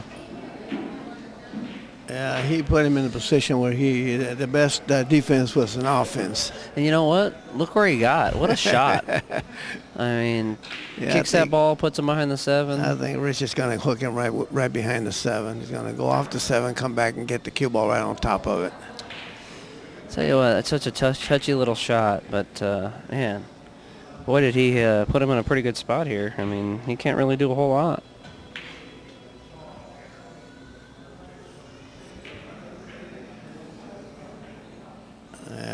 He's going to do it with the 7. I think he was just messing around with all of us, trying to show he's shooting that 12 ball.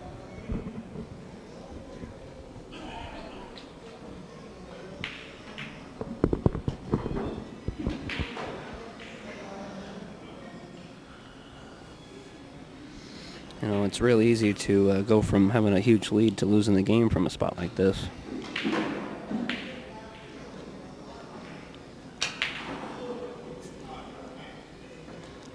You know, if you go to the bottom rail, you leave a bank on the 10 anyway, so he just decided to fire. And amazing. You can't beat that. That's the best defense, is just make the ball.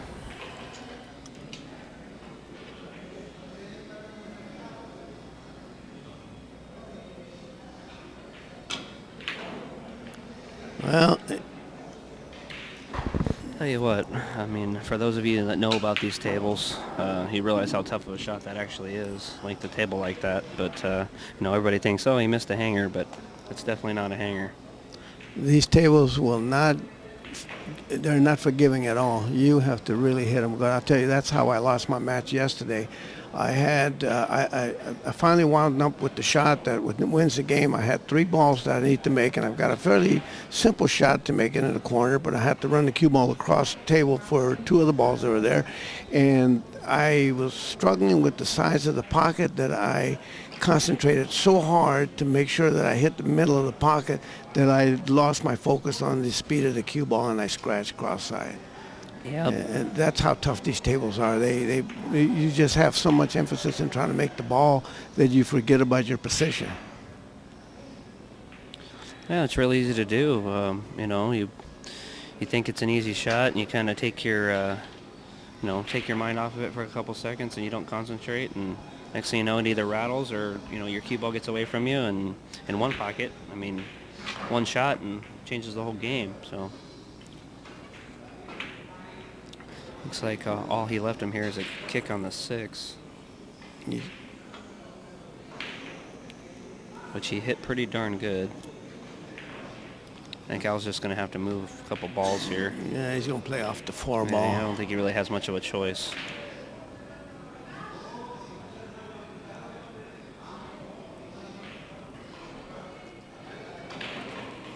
If he plays off the 4 ball, the best place to put the cue ball would be near Rich's pocket. And frozen to the rail if possible, which is exactly what he tried to do. Yeah. Didn't quite get there, but Oh yeah, sure. Anytime that you can leave your opponent close to the rail like that, and all the balls are up table, you just force him to roll the ball. You can't. You take the bottom of the cue ball away from him. That's big. well, it looks like he left him a bank on the 14 here. I'm really surprised he shot that ball. Yeah, that's a bank on the 14.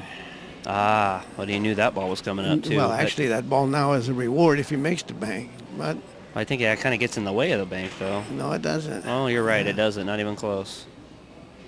Now he uses it as a blocker too.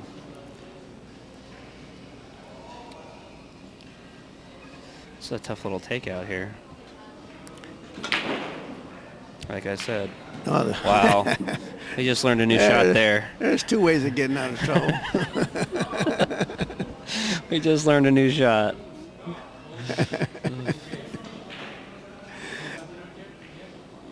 Oh, man. Boy, he got a little fortunate on that shot. Oh yeah, if the ball doesn't hang, and then the cue ball would have scratched. Wow. Well, on top of that, he would have made a, you know, the fact that he jawed it there, if it just stays there, you know, he gives him a shot too. So this is kind of a little tricky shot here, as he can bank this ball, but he's got to be careful not to leave something on the 9.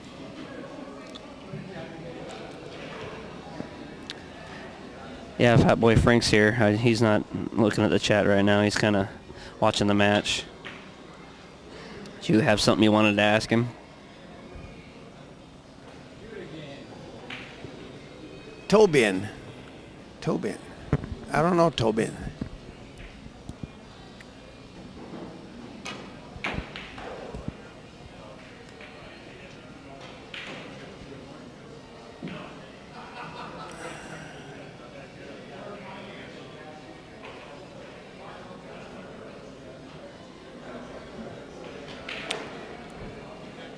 Yeah, it doesn't look like Nick's all that excited about having to come back down here from Victorville to play one round. But the problem with that is that normally if you come back on this day, you're already in the money. Yes, I agree. But this match was to win to get some money, and that's pretty tough. He came all the way from Victorville. Yeah, no, I don't blame him. It's tough. They tried to get it down to 8, but it got so late last night. There really wasn't a whole lot they can do. That's the thing about one pocket is so hard to put any time restraints on the game, because sometimes you'll have one game that just happens to be an up table game, and that one game could last an hour. Oh, I agree.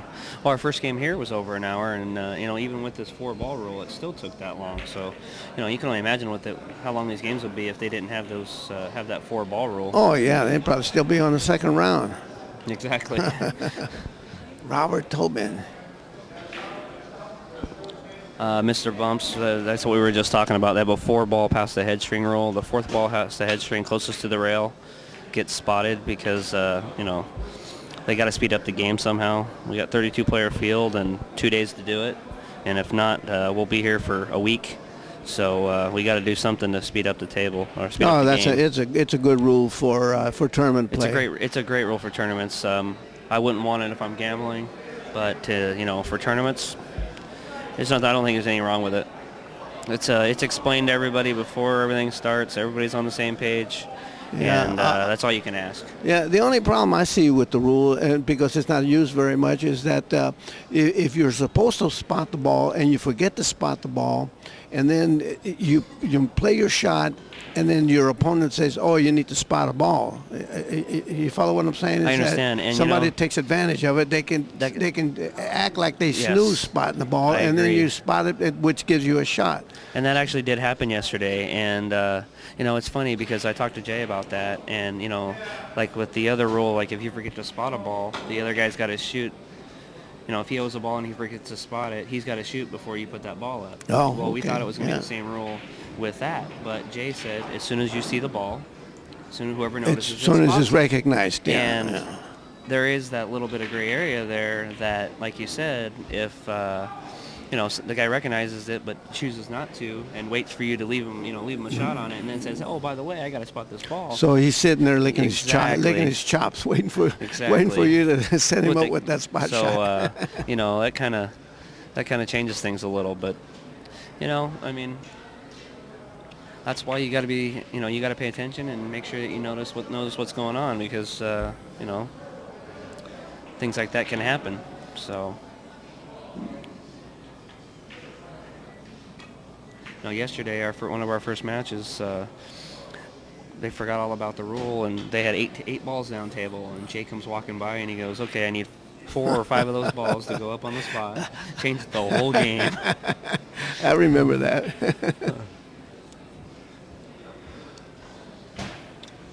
Yeah, I remember that. I was playing on one of the other tables over here when Jay came by and made us spot one of the balls. And then we looked over at the other table over here on the television, and we said, "How about that table over there?" In fact, I think they had another match that was on table 1 over here, and I think it was Little Al, and I forget who he was playing his first match, but they were just playing a normal game, and there was like 7 balls down tables. They had to end up spotting like 4 of them. But luckily, he did it at a time where it didn't sell out anything to anybody, but it was just kind of like, whoops, But I tell you what, you start getting this late in the tournament, you start to remember all the rules they have. Oh yeah, sure. You just get used to it. Well, and it's so crucial. You make that one mistake, you're done. Especially if you get burned with it one time.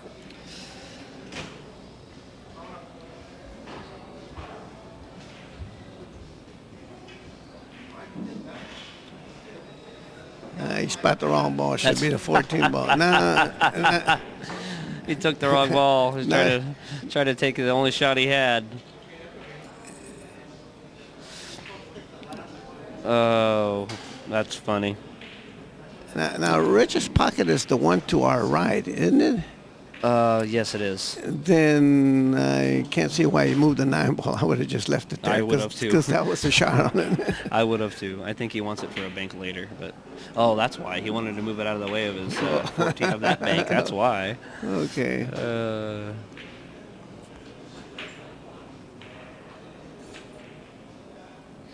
We have 10 tables, but at the moment they're only using 4 because we're down to the final 12. After this round, we'll be down to the final 8. Eric, to answer your question, I believe it was Rich was one of those people, and I think the other one was Parika. They both shot at the wrong pocket like 4 shots in a row before they realized they were both shooting at the wrong pocket.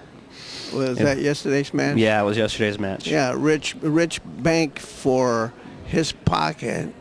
Well, no, Rich banked for the pocket that he thought was his, but it was Parika's pocket. He wound up hanging the ball in the pocket, so then Parika just rolled the ball, dropped it in, and left the cue ball in front of, thinking that exactly. was Rich's ball. And then Rich reminds him that that's the wrong pocket, that it's still his shot. And then Parika says, oh, that's the shape I wanted.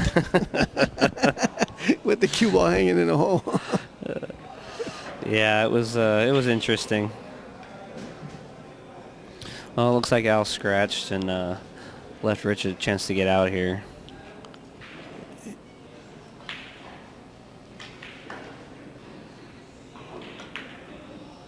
Oh, he went too far. Maybe not.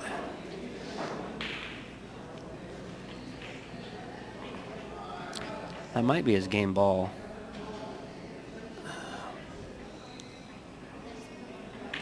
I think Al forgot to put the balls up in his in the tray for us to see, so we can keep the score. So we, wow, double kissed it. He definitely wasn't intending to double kiss that ball, but it seemed to work out pretty good.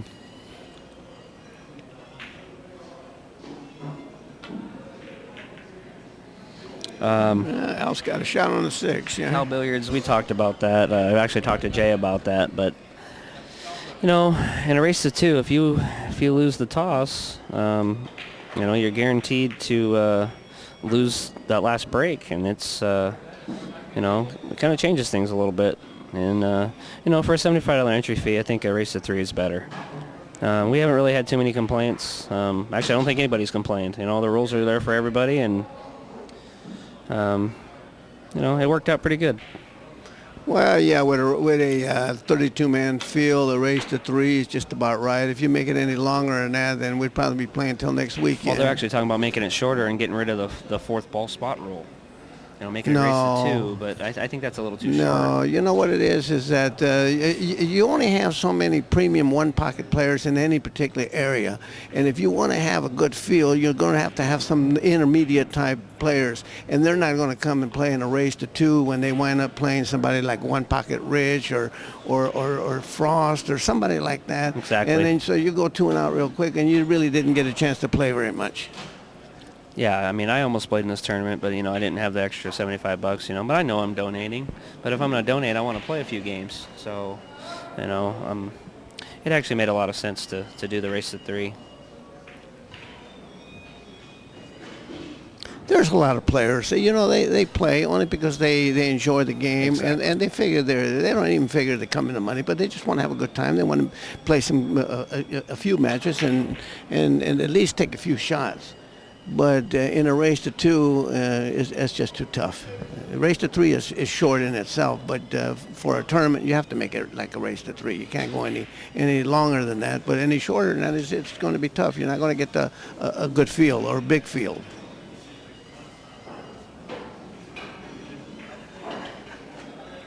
Well, even in a race to 2, I doubt very much if people would travel very far for a tournament. I agree completely. I know I wouldn't. No, it doesn't make any sense. If I'm playing in a tough field as it is, I make one mistake, next thing you know, I don't shoot, and I pay my $75 and I go home without doing anything, and Yeah. kind of makes it a little difficult. I mean, we could have predicted, probably with give or take 2 or 3 guys, we could have predicted who the top 8 guys were going to be, the first day. You get a few surprises here and there, but any of these top 8, it's not a shock that any of them are here. That's just the way it works. Well, that's the way it is in any tournament, actually. Yeah, so, but you have to have those people to fill the tournament up. So if you don't give them a chance to play a little bit, nobody's going to show up. That's right. Well, it looks like Rich just tied it up 1-1. That game was only about 20 minutes, so looks like he might get done by 2 or 3 o'clock here.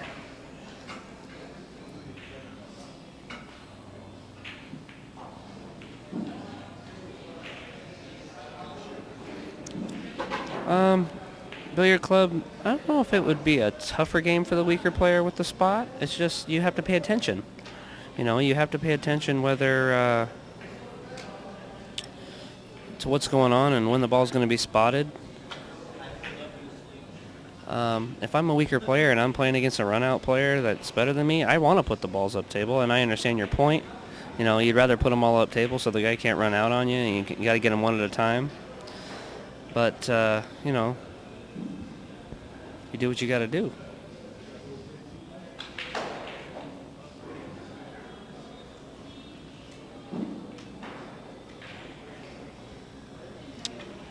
Your call. I'll explain it one more time. Once 4 balls get into the kitchen, the ball closest to the rail must be spotted. Anything more than 4 balls, anything more than 3 balls, the 4th ball, 5th ball, 6th ball, 7th ball, whatever it is, they all get spotted immediately.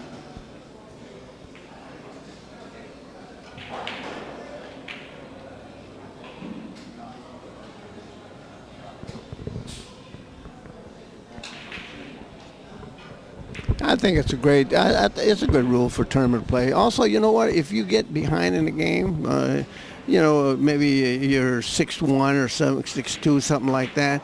That in order for you to have a chance, you need to get the balls in play. So by putting them behind the line and then getting them spotted, it gives you a chance to get back in that game. That's very true, and it's just another way to get the balls up table.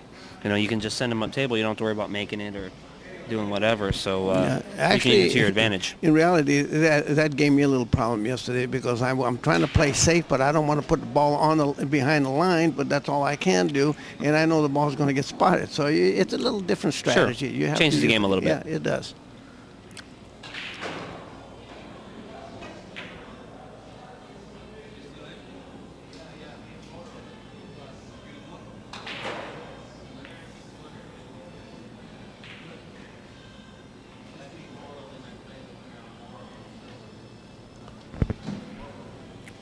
Like I said, billiard club, you can argue about it for days, but, fact of the matter is you have to make rules and go with them and, try to get this tournament done in 2 days. They could have run it for 3 days, but then, you take up the tables from the room owner and you people have to pay their expenses and all that kind of thing. And, it could just drag on and on and on. So you just go with what you got and, nobody seems to be complaining. So I think this will be an annual event, and who knows? Next year we might get our full field, and then they might have to go 3 days. Because I tell you what, if we would have got a full field of 64, there's no way they get it done in 2 days. There's just absolutely no way. At least if they only use 10 tables. We have another 10 tables on the other side, but the tables are a little bit bigger pockets, a little bit slower cloth on some of them. So the 32 field actually worked out pretty good because we could have used these 10 tournament tables. They all play pretty close to the same. There was no buys. And, first place is still $800. They added $1,000. So, it came out to be a real good tournament.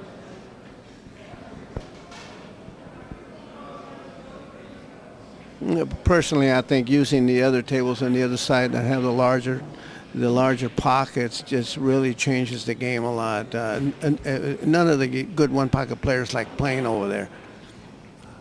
You know what? I agree with you. I don't even like playing over there when I play 9-ball when we have our big, Sunday tournaments. Right. Yeah. You play one match over there on cloth with big buckets, and then you play over here and you play on a 4.5-inch or 4.25-inch pocket with fast cloth. You know, if you're playing a good player over there, you're in trouble. You come over here, he might miss a ball or two. But, and it all comes to luck of the draw. Whatever match is done, that's where and if you're up next, that's where you get to play. So, some guys get to play all their matches on one side. Some guys have to move around. It's a lot more fair to be able to play it all on one side.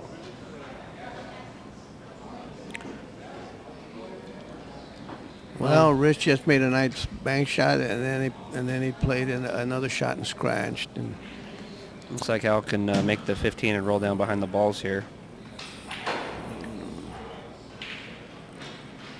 I don't see another ball that he can make. Maybe the 3-7 combo, the 8-7 combo.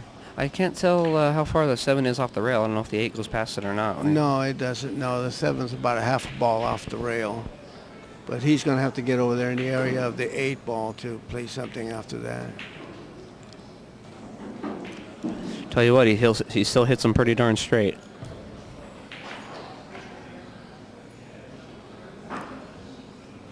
Al's been he's always been a very conservative player. He doesn't take very many chances. He just keeps you in trouble. Keeps you in trouble until you make that one mistake, and then he'll gobble up all the balls that are out there.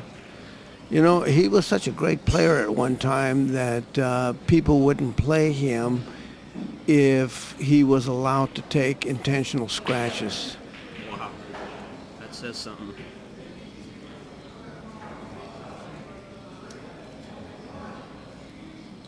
All right, Eric, have a good day. I'm sure we'll be here later. We'll be here pretty much all day and all night, so have a good one. See you later, Eric.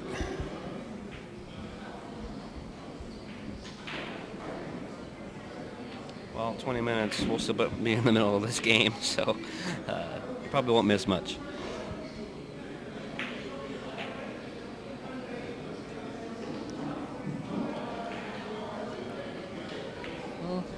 I don't know if I like that shot. It looks like you give him a chance to get out of the trap here. Well, this is one thing about one pocket. You have one shot, and 6 different people will come up with different. There's no doubt about it. Things. Well, I'll tell you what. There's no way I would have shot it that hard, but he didn't come out too bad.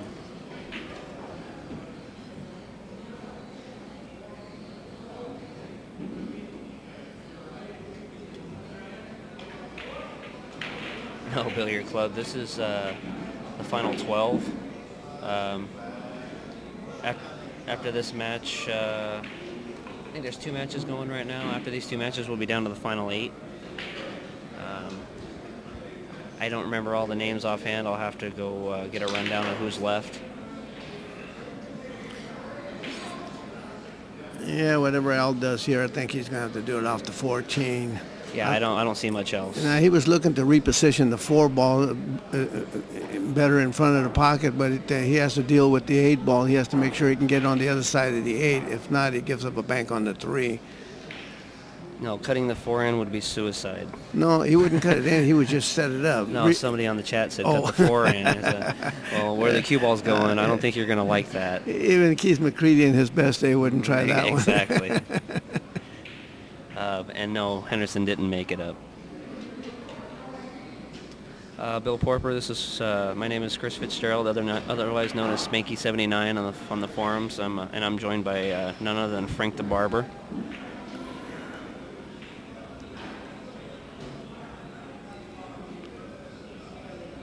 Mr. Bill Porter. Yeah, I think, Bill, aren't you talking on the AZ Billiards about tush hogs in Texas?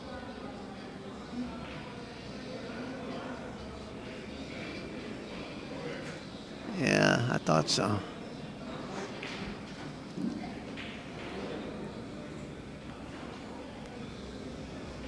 Well, it looks like the only shot he has is to come off the 3 and maybe put him on the stack, because he can't bank anything with that 14 ball where it's at.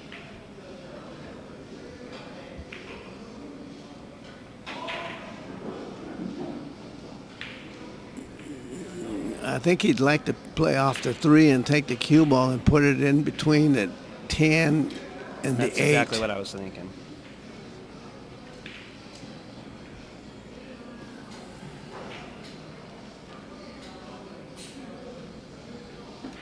He might not be able to hit the 3 ball thin enough. He might have to hit it too full to do what we're looking at.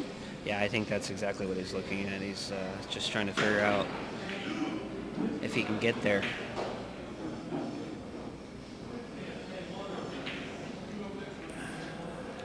Looks like he was actually thinking about just taking an intentional scratch. Yeah, I'll there. tell you what, Lil Al will take at least 1 intentional scratch per game. And sometimes, like he did against me yesterday, he took 4. Yeah, 4 intentional. But I bet he probably won that game, didn't he? Yeah, he did. If he's taking a scratch, he's putting you in a trap. Well, no, you know what? I had every ball in my side of the table, no more than a couple of feet from my pocket. And for about 20 shots apiece, I never had a shot at any ball. Wow. And that's when he was taking intentional scratches, too. It was amazing. Billiard club, well, have fun playing some one pocket and good luck. Well, obviously he couldn't do what we thought he could do off the 3, but he did it off the 8 instead. Yeah. Looks like, I don't know if he has a window to see the 4 ball here. That's what he's looking at. Yeah. Oh, he kicked it. Okay. Oh, he hit that ball good.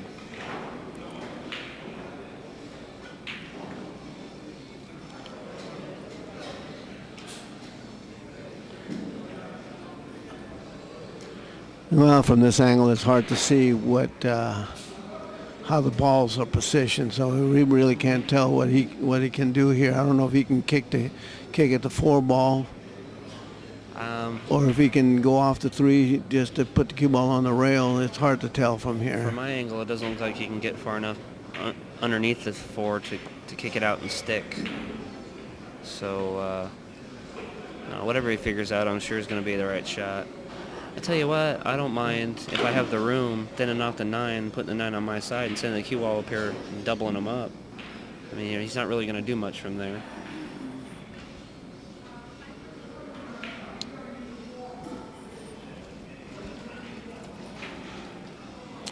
Lil Al's always been one of my favorite players. I think just about always he did the right thing, always made the right decision.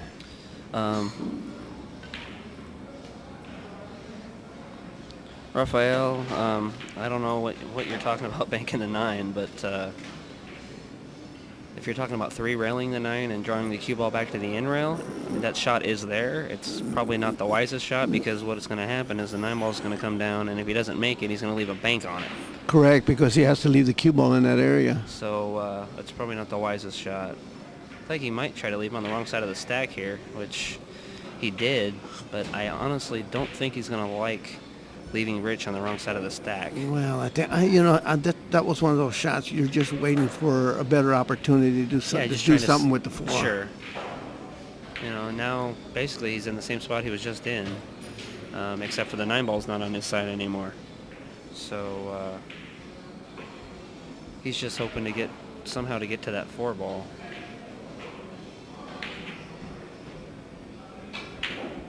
He got low enough where I don't think he can cut this ball in. I don't think, not on this table. He's not going to try this. Okay. You sure about that? Yeah, well, see, that shows you how tight this pocket is. But you know what? I think he's out of trouble now. Oh, so. yes, he just let himself, he just let him right out of the trap. He just rolled his ball in the hole. Yeah. And go from there.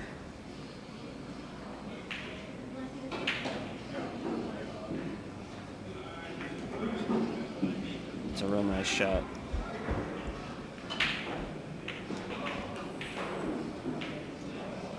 No, he can't bank that 3 in right now. If he banks that 3 ball in, he'll just drive everything to the other pocket.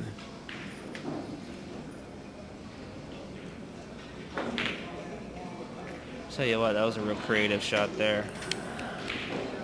And he hit that ball real good. Well, we'll see a replay of the last shot. Well, you know what? I can't tell if it's on the point or not. If it's on the point, He's gonna have to hit this real close to not hit that. Well, one no, you ball. can hit it kind of full and then get a double kiss to make it. If it's sitting on the rail, that's what he tried to do. Kiss, yeah. That one ball was just enough in his way where he couldn't just roll that ball in. Okay, well, looks like Rich gets to play now. Well, looks like Rich maneuvered, had him in a trap enough times where he finally made a mistake. Rich is playing Al's game. He's just trying to set him up and wait for him to make a mistake.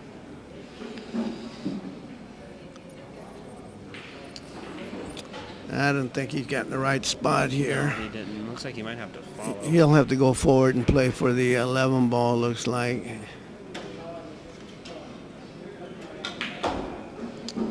That's exactly what he tried to do. Exactly what he did. He got perfect. Well, he could have used an extra inch or so, but that's not bad. This is okay. 11-6-14 from what we see here. Well, He went wide. Overcut it. He went wide. Al's got an offensive shot here. He's going to have to play for it because he's gonna shoot the 2 for sure. Yeah, he's going to have to play for it. He might be able to. If he catches it, catch the 11. The 12 ball, if he hits the 12 ball or 10 ball, whatever's over there. Yeah, that's the shot. And break them all out. Wow, I just learned something there. That was a nice shot. Looks like Rich has either 4 or 5. I can't quite see how many balls he has over there. He just moved the 11 with his finger. But Rich didn't see it. His body was in the way. It's kind of hard to tell. I don't know if it changed anything. It looked like it might have went back to where it was. But. It might have put it in a better banking position. He's playing for the 6 ball right now. And he hit it just about perfect. There you got there. Now he'd like to run into the 11 ball now.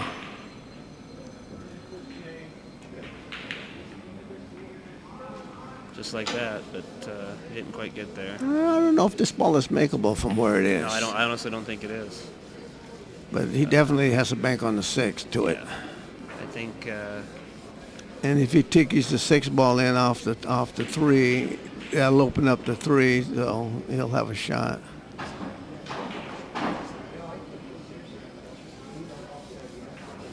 No, it's funny. You can, Al's got a little of that old school in him. He's he doesn't really want to shark you, but he stands next to the table a little bit, doesn't move completely out of the way. Just those little things that kind of. No, you know what it is. You know what it is. Yeah, but one pocket is that type of game. Yeah, true. True. It doesn't really bother the opponent when the opponent's standing nearby because if you went and sat down after every shot, since you're trading shots back and forth. That's true. Yeah. Very true. And so it never does bother me when somebody does stand by. I think the only time it bothers. But you can tell when they're sharp. Sure. There's a little difference. The only time it bothers people is when you're behind. Everything bothers you when you're behind. Yeah. That's my saying is that like somebody complains that you're playing too slow. Well, the only time they complain when you're playing too slow is when they're losing. Exactly. Exactly.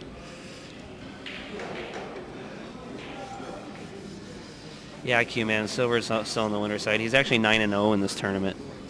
2 of his sets went less than an hour. Wow. And his other one didn't go much longer than that. So him and Larry Moto Evans, I believe his last name is also 9-0 in this tournament.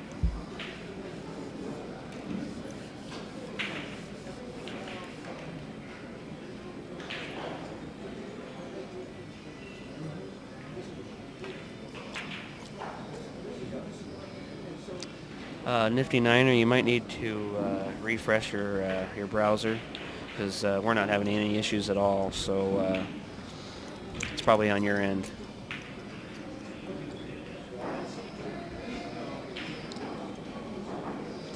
I don't know if you've noticed, Frank, you played here enough. That left side pocket seems to roll out. Just it rolled down. Touch. It does. Yes, it does.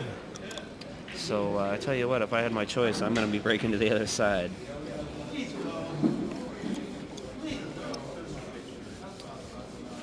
Wow, you got kind of an unfortunate roll there to make that ball on the side to leave a cut. which he way overcut. He kind of jumped up on that shot. What's he need anyway? It looks like he needs 4.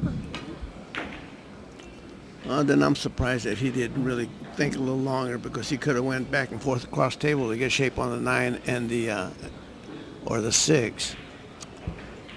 He was shooting at it like he was just trying to cinch that last ball. Tell you what, he hit that bank real nice. Well, He couldn't hit that a whole lot better.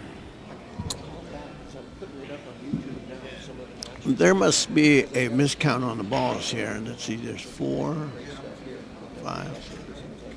So Al's got 6.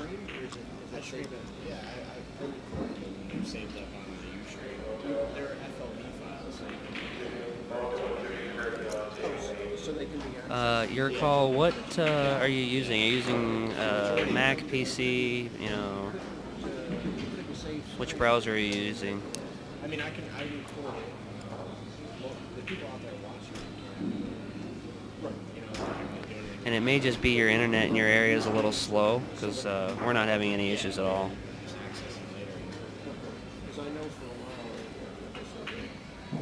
Well, if you're on a Mac, if you're using Safari, go ahead and try using Firefox or Chrome. I have a Mac personally, and I seem to have some issues sometimes with these streams on Safari. And you may need to go and download Flip for Mac, which tends to help.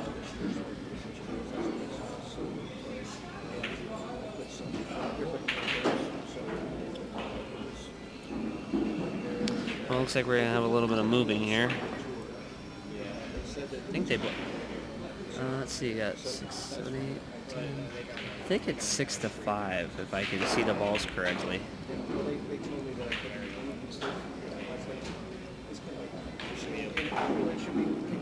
Well, your call, the only thing I can think of is to shut off your computer completely and reboot it and try again. Other than that, I honestly have no idea.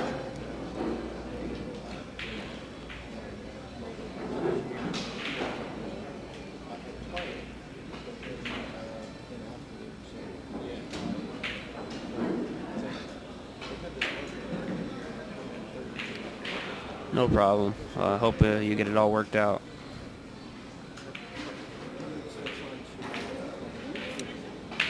You got kind of fortunate there to not leave anything. That double kiss.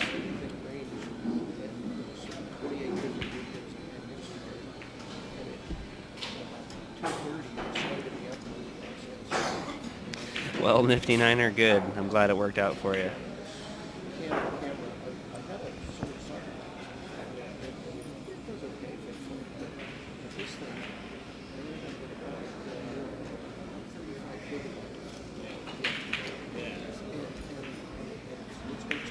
Well, I'm hoping we get to see Morrow and Silver Ochoa play, but the way this match is going, it looks like we might not get that match, because I'm sure they're going to try to start these matches as soon as they can. Yeah, well, this match here is still at least another game away after this one.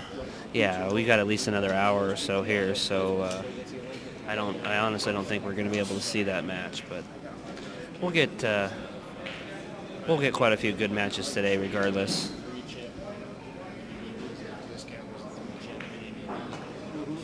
Hey, what, the two Winterside matches that I know of so far is Silver and Moro Paez, and Hawaiian Jimmy against Moto. Those two matches are going to be some pretty good matches. Jimmy and Moto played each other who knows how many times over the years. And they're both excellent one-pocket players. Oh, yes.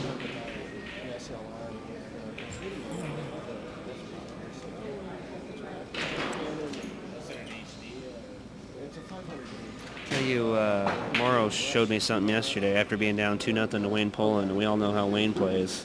Be able to come back and win that match. And shows what kind of heart Morrow's got. Oh, yeah. Well, he's one of those players, he will never give up. Oh, no. He never gives up. And he always has a good attitude about it. Even when he's down, he's still laughing and joking and smiling. Well, Mike, you know, this was the marquee match at on the loser side, so that's what we chose, and you know, we're not going to kick him off the table just to put somebody else here. You know that. So you know, we'll get plenty of good matches.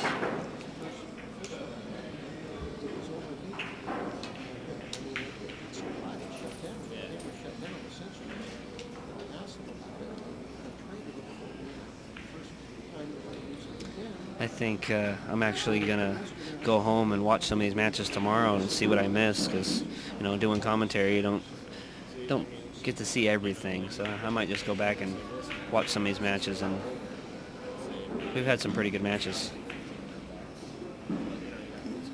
Is Lenny recording these so they can be shown again? Yeah, I'm not sure if he's recording every match. I know he's recording the marquee matches. Yeah. And, okay. So there's going to be some pretty good matches. You can go to ontherailtv.com and watch them. Excellent. Good. You know, you can always mute the sound if you don't want to hear us.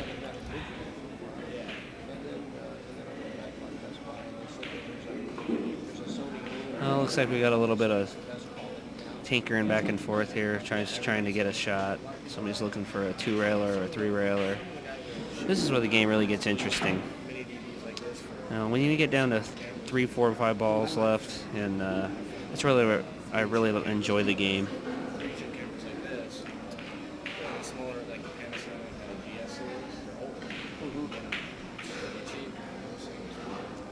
It kind of looks like these guys are just bunting balls around, but they're actually really trying to put them in a certain spot to get a shot.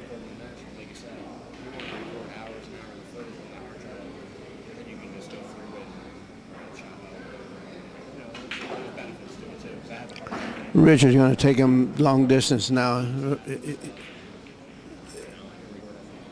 That's what I like doing. When the balls get like this, just give them a lot of distance so it's hard to control the speed. I agree.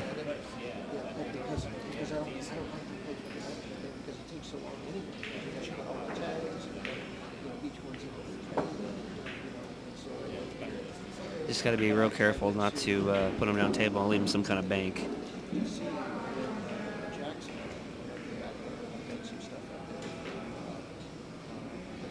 That's a real nice shot there. As you're limiting anything he can do, he's got to open up something.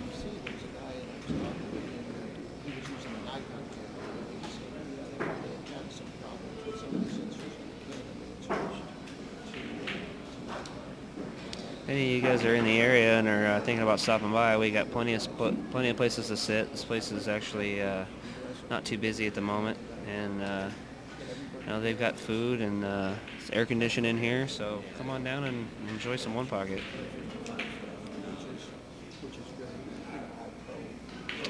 He doesn't have the angle to bank the 6. If he banks the 6, it's going to go 2 rails towards Rich's hole, so that's about not all he can do.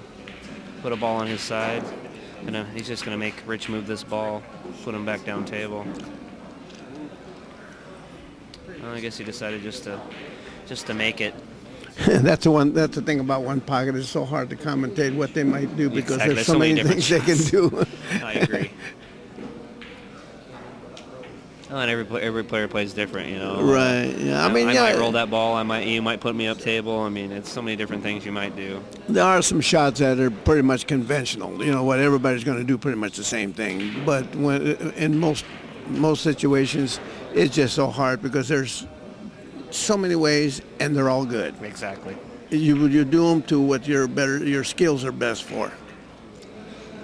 No, Nifty, there's no beer here, but you know what? That's actually one of the things I like about this place. Never have to worry about people getting drunk, getting out of line. You know, no smoking. It's just for players, really. It's a players' room. Looks like Al made a mistake there. He's just going to give up the game, and Rich took a 2-1 lead. I really thought maybe he was going to make that ball follow it in. That way you put a ball on the spot. Yeah, at least make him make a ball. Right, because that was just too tough to get out. When they're real deep in this pocket here, you can't control where the cue ball's going to go. Well, I mean, the opening's not very big. You can't get 2 balls in there. So, if it's deep enough, it ain't coming out.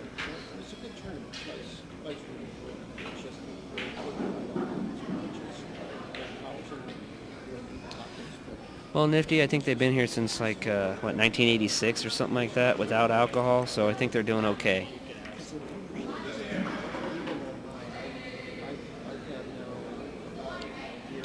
Is that how long this place has been here? Something like that. It's been here quite a while. Well, Bill, thanks for joining us. You have a nice day.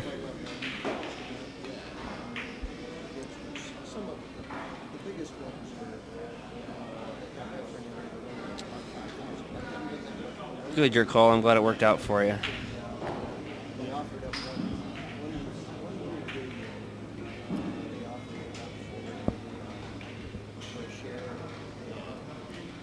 Well, I'm going to see if Lenny is ready to come back here. All right, Frank. Well, thanks for joining me. You ready to sit down, Mr. Lenny? Thanks, Frank. Have a nice day. Huh? Okay. I'll see you later, I'm sure. I'll be around.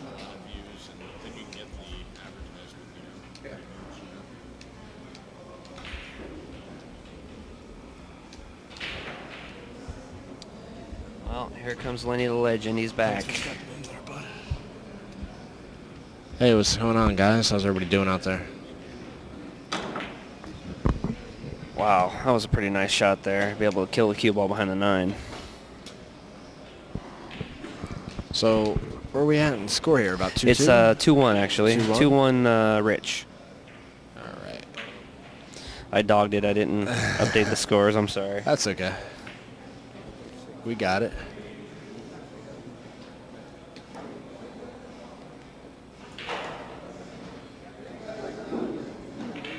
Yeah, so 2-1 Rich. This is a loser side match. I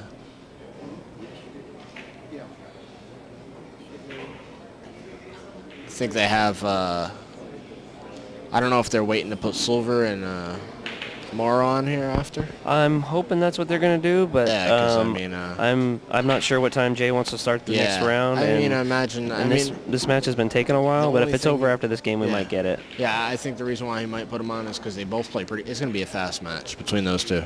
True. Between Silver and Morrow, it's going to be fast either way. I would love to. Obviously, we'd all love to see that, but Yeah. He's not going to hold up the whole tournament just so we can get that one match. Oh no, so, I don't blame him. These last few games have gone a lot faster than the first one, so we might get lucky and be able to get that match over here. Well, I'm hoping to get the Power One Pocket DVD out before the end of July. If Scott ever gets out of Vegas, I'll be able to finish up a few things, and then we'll be able to get it out to you guys.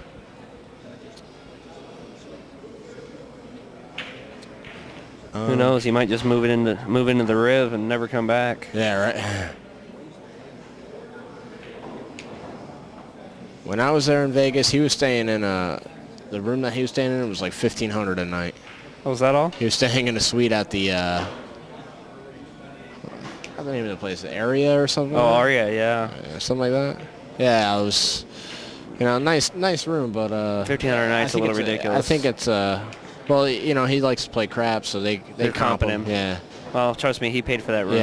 Yeah, one way or the other. They don't comp you just for just for hanging out. Just for nothing, I'll tell you. I was in that business for quite a few years, and if you're getting comped at a place like that, yeah, $1,500 you've lost some money. I can promise I think you. I think they actually gave him 2 rooms. Wow, that says So, something. And the other room was more than the other. I think the other room was like a $3,500 a night room. It was sick. I got to check it out.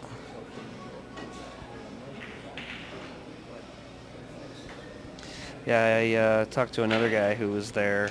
I'm not going to mention any names, but he was comped at the Aria for, I don't know, I think it was like 20 days or something like that. Yeah, Scott was there for, I don't know how long. It was a very long time he was in that room. He said he was in there so long. He said that the cost to wash your laundry, it was something like $25 for a pair of pants and $20 for a shirt. Wow. Or something, to wash your clothes. So Sure. he's like, all he did was go out and buy new clothes every day. Well, yeah, it's either that or, Yeah. wait and do some, they usually have laundry facilities, but paying somebody to do your laundry is, it's not cheap. No. Not at places like those, I don't know if you guys heard that. That was Silver walking by, said, "What's up?" Well, I think that's what Jay's doing. I think he's going to have them play the match over here if they... I'll tell you what, That'd be cool. That would be sweet.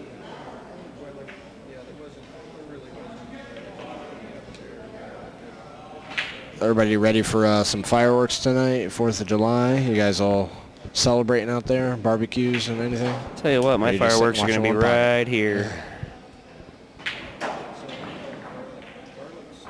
Guarantee I won't leave here till probably at least midnight because I'll let all the traffic die down, let everybody go home, Yeah, do right. their thing, and we'll probably be here that late anyway.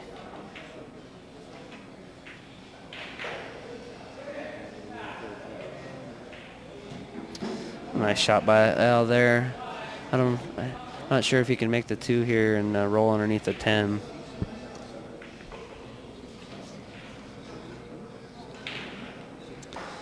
Mr. Billiards, where you at? It's in. I think it's in the 80s here today. Actually, it's pretty nice.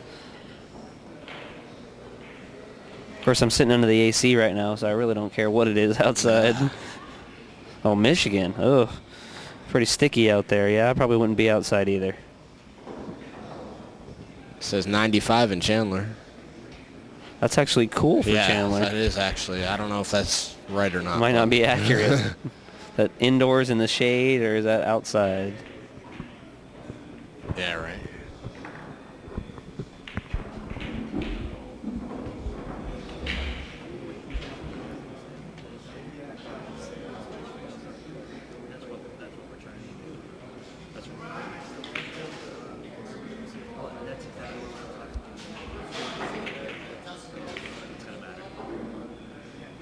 Yeah, I think the next match you guys are going to have is Silver Ochoa versus Moro Paez. Yeah, I just spoke to Silver, and I guess that's what they're trying to do. Is they're trying to, if this match ends fairly quickly, we're going to have Silver and Moro on this table. I think like Silver just said, him and Moro play pretty quick, so there's really no reason for them to rush it because they're on the winner's side anyway, so they're not holding up the tournament or anything. So hopefully we'll be able to see those 2 guys battle it out.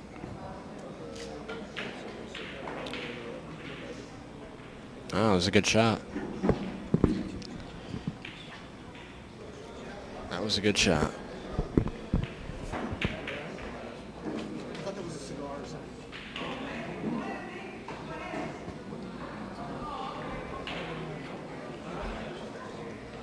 Well, I think Rich has 3 balls, 4 now. Nice shot. He drilled it. Nice shot.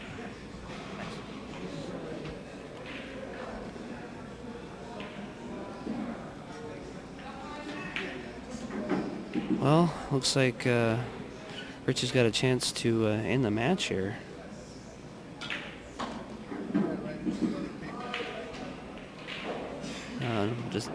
Did Al make anything? Did he spot any balls? Nah, I think he's going to get out here. I think he just needs these 2 balls.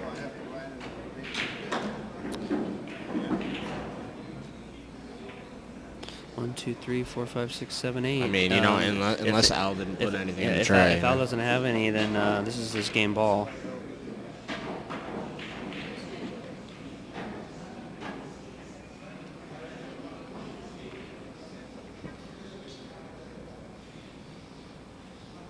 Guess we'll find out by the way he hits it. That's definitely his game ball then. No. Is it? No? Maybe not. I think he needs something. I don't think Al put him in the thing. He must not have, because he's looking at it like he needs more. I like Al's little moves. He comes up to the table because he knows he's going to be shooting. He's like, Yes. just walks up. Like, all right, go ahead, dude. Yeah, Rich already told him once to go sit down, so I'm surprised he hasn't done it again. But being up 7 balls, I don't think he really cares much. Yeah, I think he's just, he knows he's going to probably win this game and win the match and move on. And Oh, he owed 1. Okay, that explains it. all right, so yeah, I guess he needs. We were all confused. Then he probably still needs one.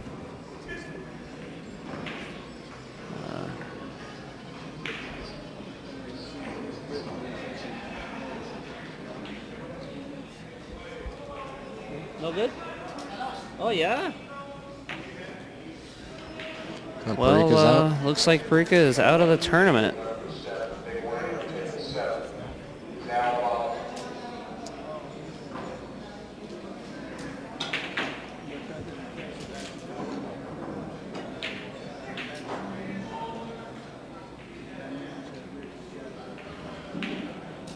I can move the thigh bowl here. Oh, yeah, he's got to. And he sent it to his side. That was a nice shot. Yeah, good luck. I'll be back in a little bit. Hey, Mike, what are you removing there? I didn't even get to see it. Mike's on a warpath. I don't know what he's doing.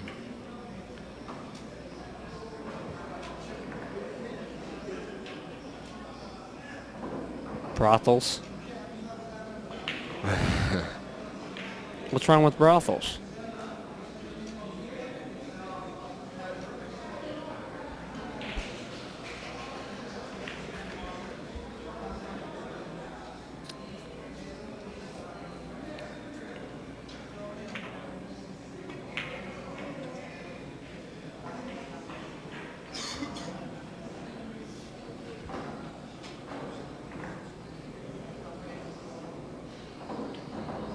Well, Wu-Tang, Mike's a little old school. You might want to change your name. He'll quit picking on you.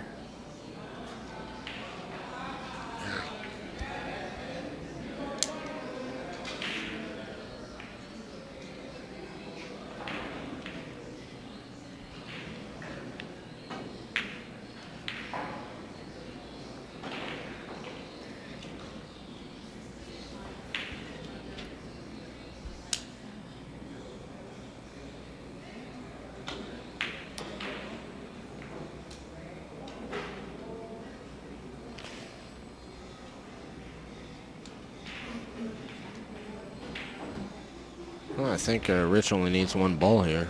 I believe so, yes. He'll take this match and move on. And Al will be out. Well, You know, when I'm left in him this, on a shot on the 11 situation here, and I'm Al, the only thing that I'm thinking about is like, I'm firing at my hole. I'm gonna trying to survive, and I'm Yeah. hoping that this guy makes a mistake and scratches. That way I can, Put him on where he needs but to. He's Exactly. in trouble here. He might be able to dig it out on this tight box, but it's tough. It's gonna be real tough. Yeah, he needs to get right in between the rail and the ball. He pulled it out. He hit it It's good, not but he good left a enough. cut on it. Yeah. Rich is gonna win the game and the match.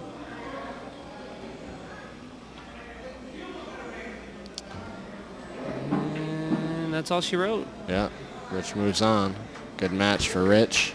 Well, boys and girls, let's get ready to rumble. We got Silver Ochoa and Moro Paez coming up. Yeah, and you guys take a moment to check out our sponsors. I'm going to run some commercials, and we'll be back with a good match for you guys. Silver and Moro. If you'd want to contribute to On the Rail, the PayPal is in the chat header. So I appreciate all the support I've gotten from the sponsors and the fans.